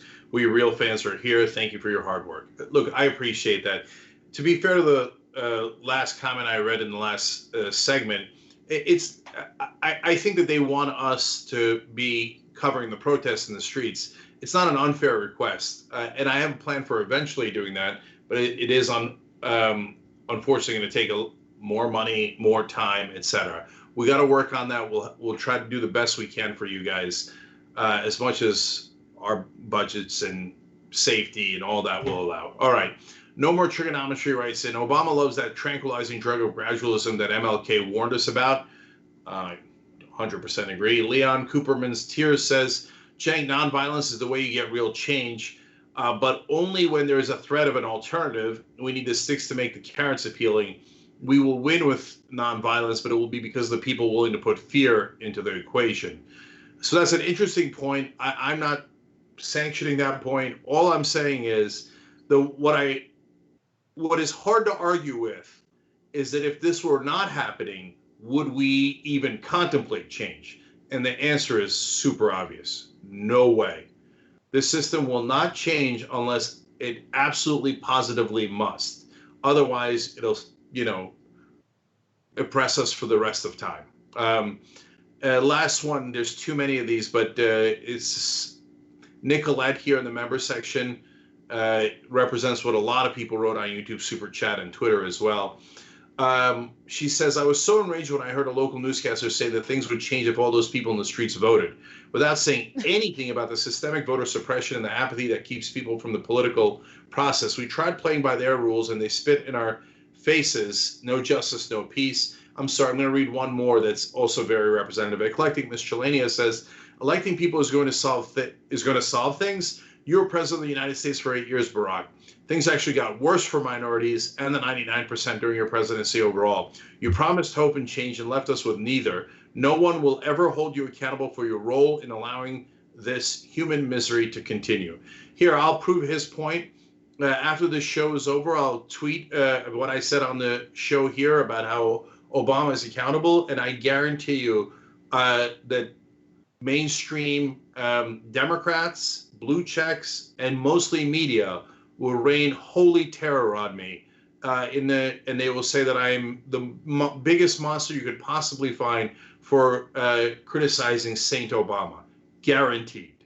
And that's how there's something wrong in the mainstream media and establishment culture as well. So it's not just police culture that's the problem. All right, Anna, let's keep going. All right, well, we have a breaking news story that I want to share with you. Earlier, the independent autopsy into the death of George Floyd indicated unequivocally that George Floyd died from homicide due to asphyxiation. It was important for the Floyd family to do an independent autopsy because, unfortunately, the Hennepin County Medical Examiner's preliminary autopsy was super questionable. It indicated that he died from, pretty much everything other than what actually occurred, which was Derek Chauvin, the cop, putting his knee on his neck, and that's what led to his death. It was asphyxiation. Well, now, after the independent autopsy has come out, now we're hearing from the Hennepin County Medical Examiner again, and oh, wow, would you look at this? They're blaming the death on, let me just give you the exact wording. The Hennepin County Medical Examiner released its toxicology findings and say George died from cardiopulmonary arrest, which complicated law enforcement's subdual restraint and neck compression of him. That is critical, but the report also says this is under how the injury occurred, okay? And they claim that he had fentanyl in his system. So he died of a heart attack. He died because he was intoxicated, pretty much anything, right? The independent autopsy confirmed what we saw with our own eyes. There was a cop who decided to kneel on his neck, okay, and continued to kneel on his neck after he was unresponsive for nearly 3 minutes. And by the way, a fact of this story that I learned today, and it was just heartbreaking, when you watch that George Floyd video, there's a part of it where he's begging for his mother. His mom has passed away. His mom's been gone for 3 years, and he was begging for his mom. It's just like the most heartbreaking part of the story. I mean, of course, his death is the worst part, but like he's begging for his mother who's been dead for 3 years. And like for the Hennepin County Medical Examiner to blame his death on like a heart attack and drugs instead of just calling it what it is, he was murdered by that cop, period. This is just such a disgusting way of handling the autopsy. I can't believe, and oh wow, what a coincidence. Immediately after there's a press conference giving us the details of the independent autopsy, they come out with this crap. Yeah, so look, I'm going to get constructive here in a minute, but in terms of the dueling autopsies, either one side is incompetent or lying, because one autopsy says that he did not have pre-existing conditions that contributed to this, and the other side, the county side, says there was. One side says he has no drugs in his system. The other side says there was fentanyl in his system. So somebody got it wrong. Now I guess we're going to have to do a third autopsy. I don't even know if that's allowed. So here's the constructive part. On day one, I told you guys this. I said it in a podcast when we had conservatives and progressives yelling at each other, and almost no one else is talking about this. Gee, I wonder if there's anything we can do. Like nobody in the news is talking about, yes, but how do you fix it? So in this case, one of the ways that you fix it is the minute there's a police involved homicide like this or death like this, you get federal investigation into it. Those guys at the coroner's office work with the cops every single day. The local prosecutors work with the cops every single day. They're often friends. They often go to barbecues with one another. But even if they're not friends, they need to have a professional relationship. You think they're going to have a great professional relationship if they call the cops buddies, one of the cops himself, a murderer? No, they're going to have a toxic relationship. And those cops, you think they're going to be hunky-dory with the prosecutors and the coroners and all those guys? No, you know how the cops are with thin blue line and all that crap. So you need a federal investigation every time. So we're not guessing at which coroner was right and which autopsy was lying and which one wasn't, etc. But that kind of reform is a reform we never, ever, ever get, because the right wing goes, no way, man, we're going to protect the cops under all circumstances. And the Democrats go, okay, oh, cop union, police union, and donors and status quo, don't worry. We'll talk a good game, but at the end of the day, we won't reform cops at all, because Democrats don't have the courage to reform policing in this country, and the Republicans don't have the inclination. That's why you have conflicting reports like this. So if you tell me to trust a local prosecutor or a local coroner weighing in on local police, my answer is hell no. I don't trust them at all. I think they're all part of the same system, and I think the chance of them flat out lying is significantly high. So let's talk a little bit about Trump's response. Right now, as we cover this story, Donald Trump is addressing the civil unrest in the country in the White House Rose Garden. So we'll cover that as soon as we have the details. But I will comment on how Trump has handled this so far. He has dealt with the civil unrest by hiding in an underground bunker. There have been protests for several days in front of the White House, and he has been a scared, cowardly little boy. Nothing makes that clearer. He has been nothing more than a pathetic keyboard warrior.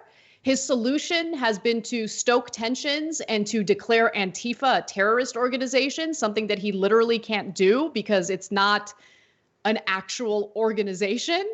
But I'll tell you a little more about what's been going on near the White House. So he decides to call Antifa a terrorist organization. The Associated Press reports that, when it comes to the protests in front of the White House, the abrupt decision by agents underscored the rattled mood inside the White House. This is the decision to hide him in a bunker, where the chants from protesters in Lafayette Park could be heard all weekend, and Secret Service agents and law enforcement officers struggled to contain the crowds. The president and his family have been shaken by the size and venom of the crowds. It was not immediately clear if First Lady Melania Trump and the couple's 14-year-old son Barron joined the president in the bunker. Secret Service protocol would have called for all those under the agency's protection to be in the underground shelter. Trump told his advisors that he worries about his safety. So as he's hiding out, just keep in mind that, there's the civil unrest in the country. There's a complete lack of leadership. And what does Trump typically do? Brett, I'm going to go to the Kayleigh McEnany video next. He decides to get one of his little press actors to cover for him. And so there's been lots of questions about whether Trump is going to do an Oval Office address. And Kayleigh McEnany goes on Fox News to cover for him and make excuses for why he hasn't done so yet. Take a look. I know many are asking the president to please give an Oval Office address on these riots because our country is just experiencing so much chaos right now. Have there been conversations with him about that? Do you think he'll say yes to that?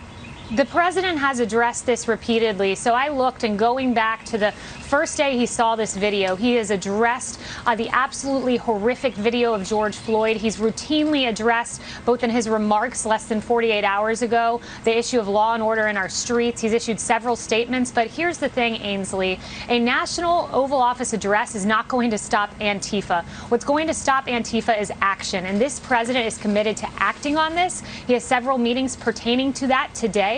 And that's his focus right now, is acting and keeping our streets safe. Yeah, that's actually the opposite of what's happening. So he had a call with the governors where he told them that they were being weak and they needed to take action and they needed to, quote, dominate the protesters. So he's asking the governors to do more violence against the protesters. Several of the governors have come out and said it was totally unhinged. and they couldn't believe that instead of calling for unity, he was calling basically for more violence. And so, but to me, just as importantly, what people are not focusing on is he's passing the buck again, just like he did with coronavirus. Oh, me, the national leader, I don't know anything about that. No. The governors handle the protest. The governors handle coronavirus. I'm just a figurehead hiding in a bunker. Hey, bunker boy, you're supposed to be the leader of the free world, let alone actually being president of the United States. And you could tell from his tweets on Friday night. Look, guys, when the Secret Service says we have to move the president to the bunker, that means they are literally worried that the palace is going to be stormed. Okay, I mean, that's the state that America has devolved to under this incredibly weak president who constantly says, I have no responsibility at all, and hides in his little bunker and then tweets out, no, we're perfectly safe, and we have really bad weapons and vicious dogs, and we can unleash those. I'm really safe. It's so obvious how scared he is. I have never seen a politician in my life so unprepared and overmatched by a moment as Donald Trump. He is our Neville Chamberlain on steroids. All right, we have a giant post-game show for you. Become a member. Go to tyt.com/join. We have more stories, and you don't want to miss it. See you soon.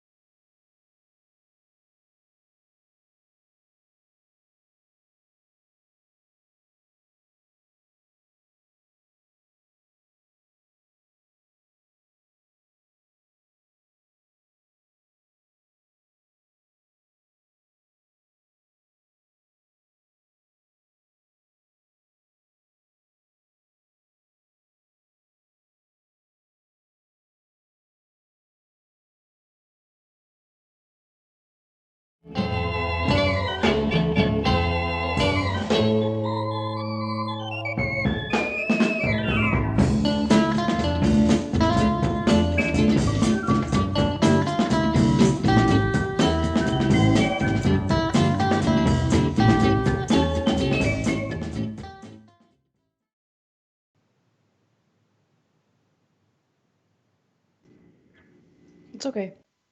I was. Mm-hmm. Now you give me 15 seconds. Hold 30 seconds.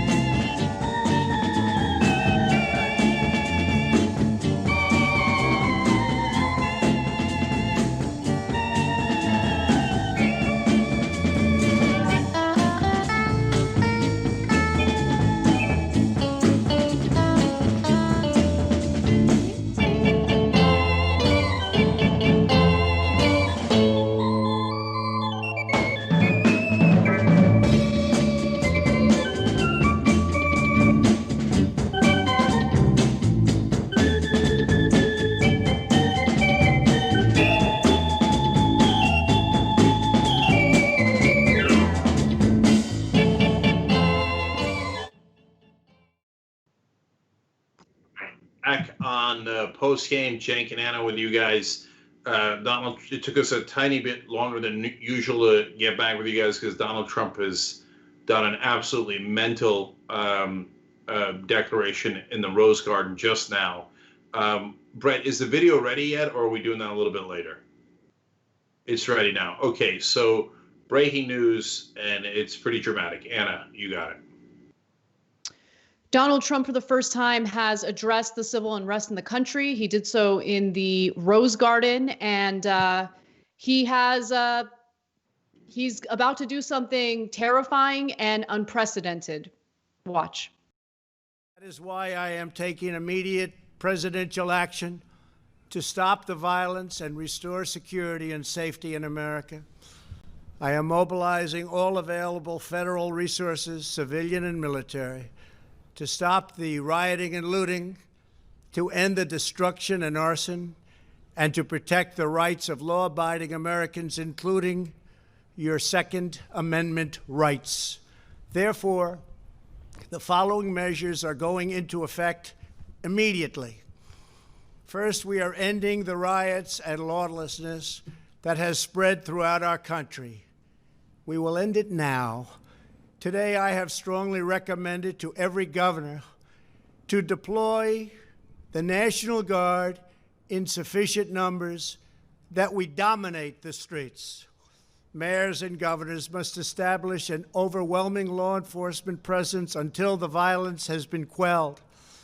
If a city or state refuses to take the actions that are necessary to defend the life and property of their residents, then I will deploy the United States military and quickly solve the problem for them.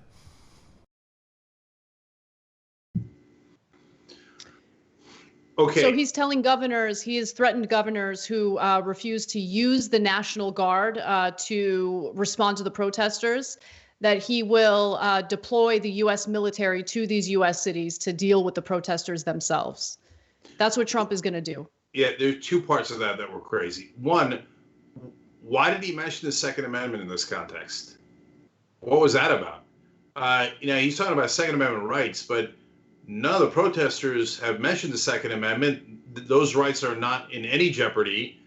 The only reason you mention the Second Amendment in this case is to tell your side to bring guns. That's the kind of madman this guy is. So in a time where we need national unity, he's saying, everybody grab your guns. Well, we have lawlessness in the streets. Is that any surprise? We have a lawless president. So this is devolving quicker than you could imagine. We were worried he was going to turn us into a third world country, and he has. As he started to speak, tear gas was being fired into a peaceful crowd on the other side of the White House. So you could hear it as he's speaking. The reporters are all reporting, We hear the tear gas canisters being fired. We see that there are peaceful protesters. So this looks like a third world country where you've got a dictator who's firing at his own citizens, saying, hey, my vigilantes should bring their guns with them. But that was very, very thinly veiled. The next part was not at all veiled. He said, I'm going to use the military. Okay, hold on. Now let's ask questions about that. What does that mean? He talked about how the National Guard should be used to dominate the protesters. And he said he'll use the military and effectively. Well, the military has guns. And does that mean that they're going to fire on U.S. civilians? Yes. First of all, that's not legal in America. We don't unconstitutional. We don't use our military inside the borders, and we certainly don't use it against our own citizens. But like a third-rate, third-world dictator, Trump is saying now, I don't care. I'm going to use the military. And you don't send people with guns to a place unless they at some point might have to use the guns.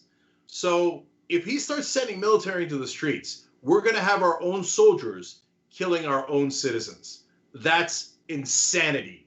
He is everything we ever feared about an out-of-control despot. He does not care about democracy or the U.S. Constitution at all. He doesn't understand our form of government, and he doesn't care for it. He has created absolute pandemonium in this country. I just retweeted an insane video featuring reporters who were met with violence near the White House. I mean, you have to watch the video. You just have a cameraman filming, and the cops go right up to him, and they just start beating up two reporters, two members of the media. It's just a disgusting video, and it's happening right now near the White House. And so where did Trump get...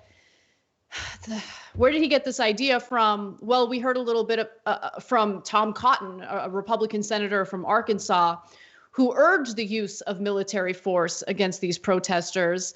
He talked about it in a video. He talked about it in a tweet.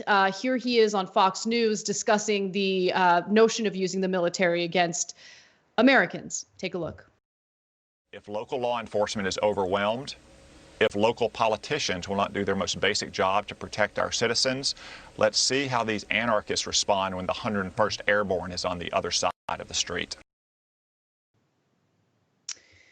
So he further elaborated on that on Twitter, saying anarchy, rioting, and looting needs to end tonight. If local law enforcement is overwhelmed and needs backup, let's see how tough these Antifa terrorists are when they're facing off with the 101st Airborne Division.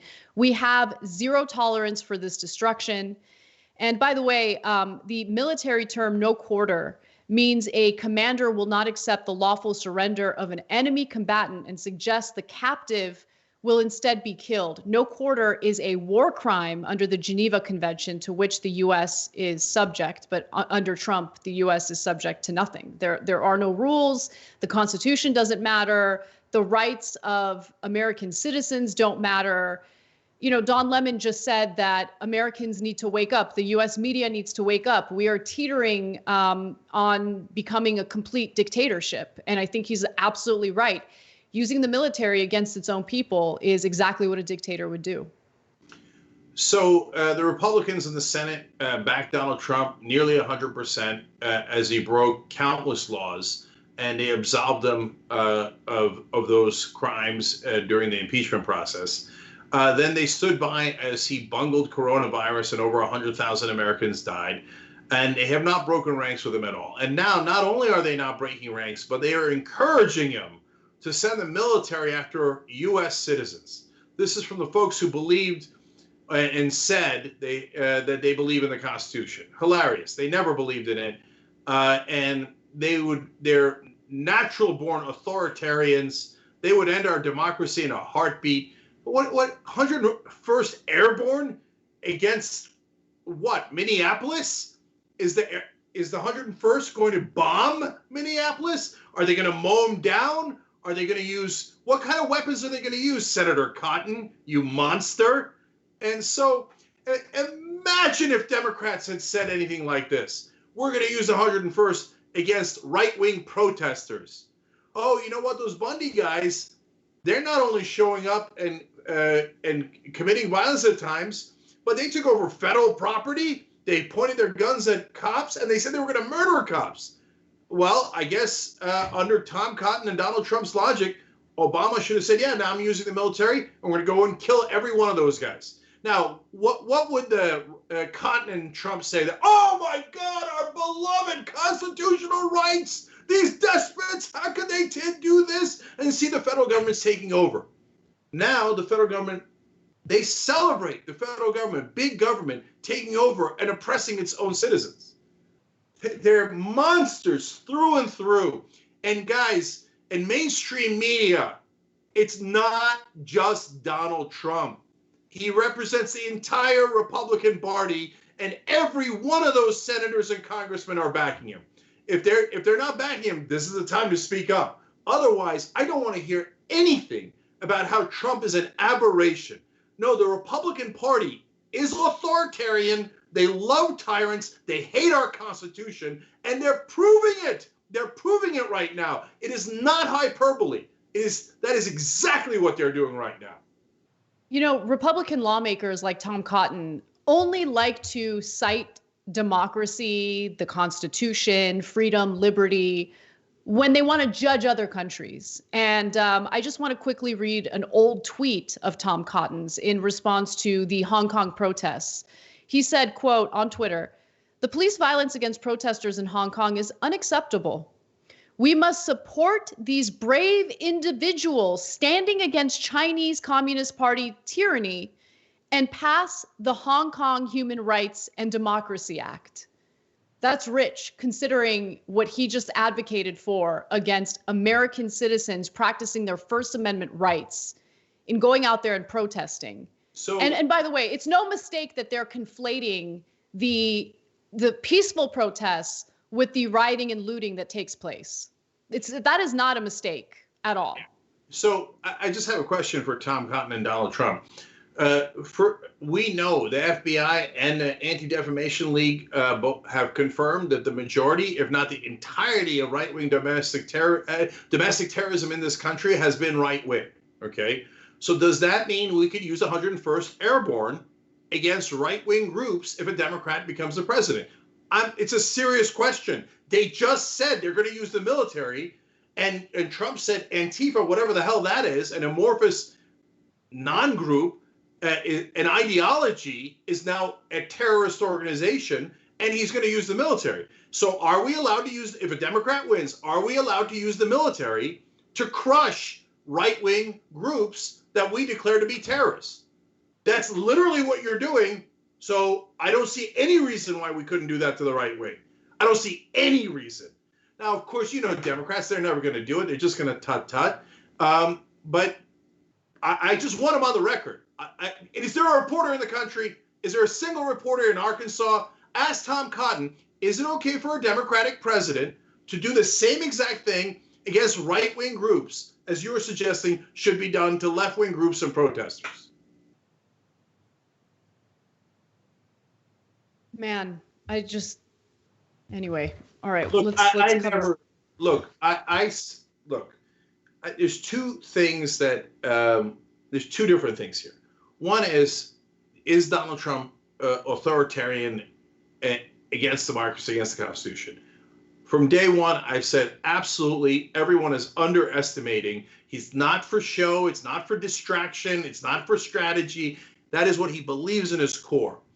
On the other hand, when people talked about civil war, I thought it was overdone, overhyped. We're not going to go in the streets and start shooting at each other on a mass scale, right? For the first time, I now think that's on the board.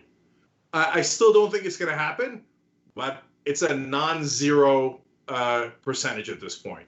So buckle up, brace for impact. Total lunatic is in the White House. And we told you 1,000 times. And a lot of the media was like, oh, it's all for show, and he's trying to get ratings. It's a political strategy, trying to appeal to his base. No, full-blown lunatic. talking about Biden's mental competence. Look at the lunatic in the White House. Yeah, Eleanor Clift, I haven't seen anything from her in a while, but I just came across one of her tweets. She was a legendary reporter for Newsweek.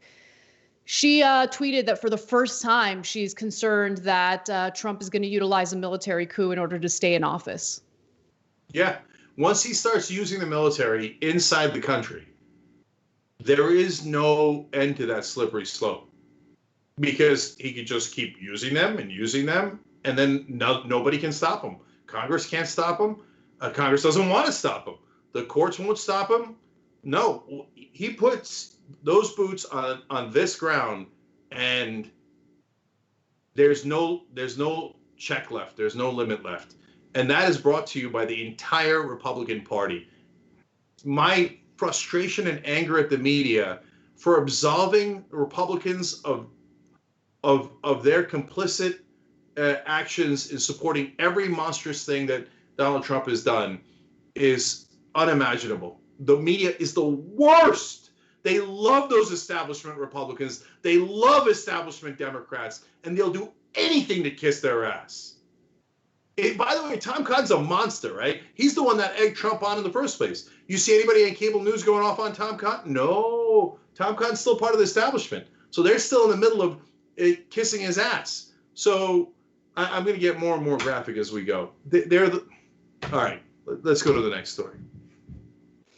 All right, I'm going to move on to the Lincoln Project. So the Lincoln Project, which consists of conservatives who are against Donald Trump, have put out yet another ad attacking him. And this time they're calling him out for escalating racial tensions in the United States. Take a look.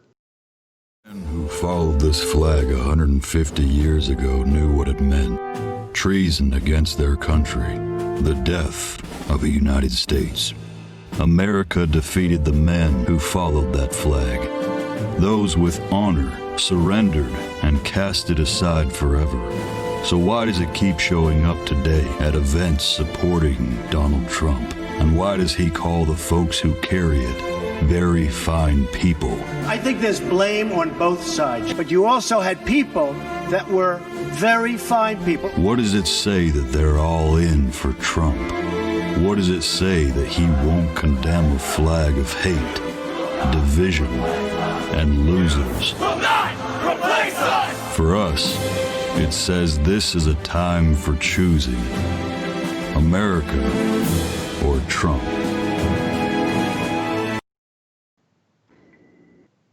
So the Lincoln Project has spent quite a bit of money in ad buys in order to show that ad in some battleground states. But at this point, I don't even know if it's going to matter. Trump just shared with the public that he plans on using the military against American citizens in order to squash these protests that we're seeing around the country. But let me give you the details on what the Lincoln Project has basically spent its money on.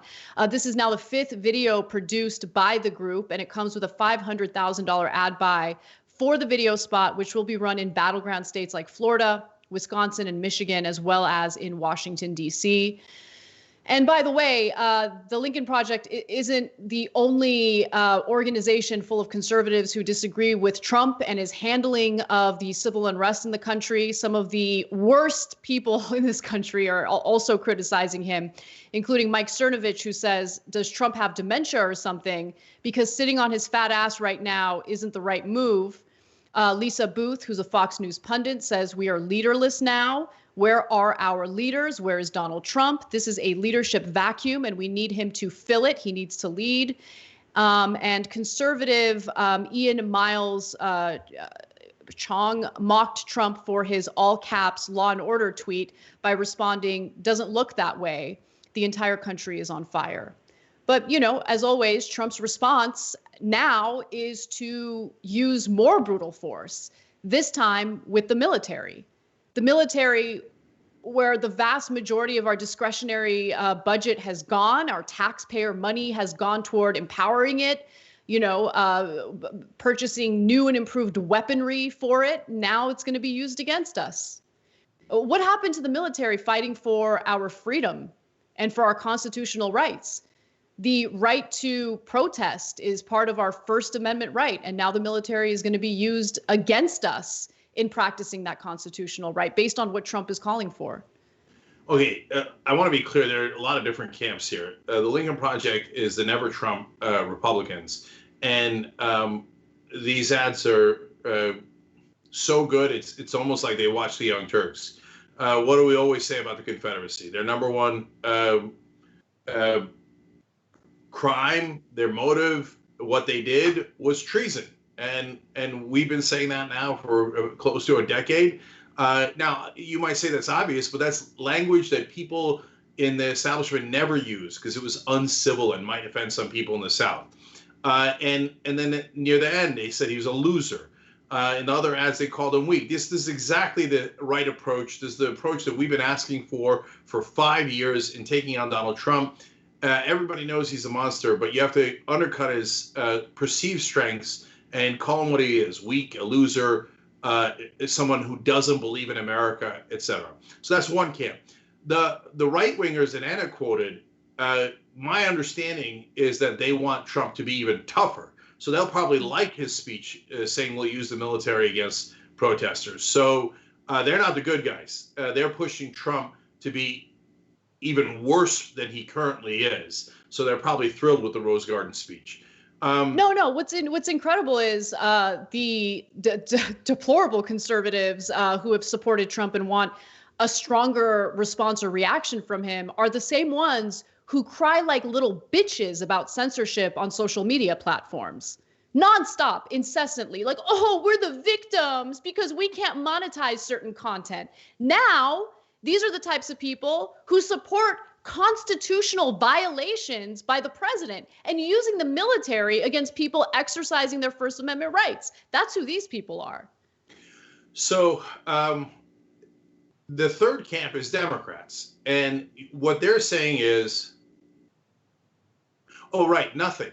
Where are they? I don't know if the Democrats know this. They're running against Trump. It's not the Never Trump Lincoln Project guys that are running against Donald Trump. Joe Biden's running against Donald Trump. But you can barely tell. I mean, they do one ad every 2 weeks or so. The last one got a little tougher, but a quarter of the way towards the Lincoln Project. God, the Democrats, they never show up, man. They're just so feckless. So, you know, we just have to hope that America remembers what the Constitution is, remembers that we're supposed to be a democracy, and is so sick of Donald Trump and his pathetic actions and his tyrannical actions. And yes, you can have both. The reason even the extreme right-wingers are mad at him because they realize he's bunker boy and he's hiding and he's scared. He's always scared. And as part of the overreaction for that insecurity, he then goes, oh, yeah, I'll prove how strong I am. I'll violate the Constitution and I'll use the military inside the country, and maybe I'll kill citizens with the military. So I don't know if that appeases the monsters on the right, but it comes from the same place of weakness. But the Democrats just are MIA. They're missing in action. So we're relying on Never Trump Republicans to actually do the damage on Trump in ads. This is, look, and you know, you look at museums and wonder how fascists took over in different times that they took over. A critical part was taking over their own party and having their party agree with them no matter how tyrannical they were, no matter what they did and how illegal it was. Check. The second thing that's necessary is an opposition party that is pathetically weak and will get rolled over. Check. Okay. And third is propaganda. Once they've seized the propaganda, the media for their own propaganda, it's good night, Irene. And so right now, that's a mixed bag. You got propaganda in favor of the mainstream. You got propaganda in favor of the right wing. Is anybody looking out for actual citizens in the community? Almost no one. All right, that's all the time we have for today. This is an insane day, and you know, we'll obviously update you guys on how this story develops or devolves. Because with Trump, it's going to devolve. It just keeps getting worse. Nothing gets better. Nothing. And we still have a pandemic we're dealing with. Over 100,000 Americans gone, dead. And Anthony Fauci has shared with the media that he hasn't been meeting with Trump anymore. Who could have imagined that in the middle of the worst pandemic the world has seen in our lifetimes, that a second emergency would arise in America that makes coronavirus look small by comparison? The media is not even talking about coronavirus anymore because we have another national emergency that is even larger. Welcome to Donald Trump's America. Are we tired of winning yet? Okay. We got to go, but look out for our live videos. If there's developments, we will get them to you as quickly as we can, and obviously come right back here tomorrow. And one more time, for all you members, thank you for making this show possible. We appreciate it. We'll see you tomorrow.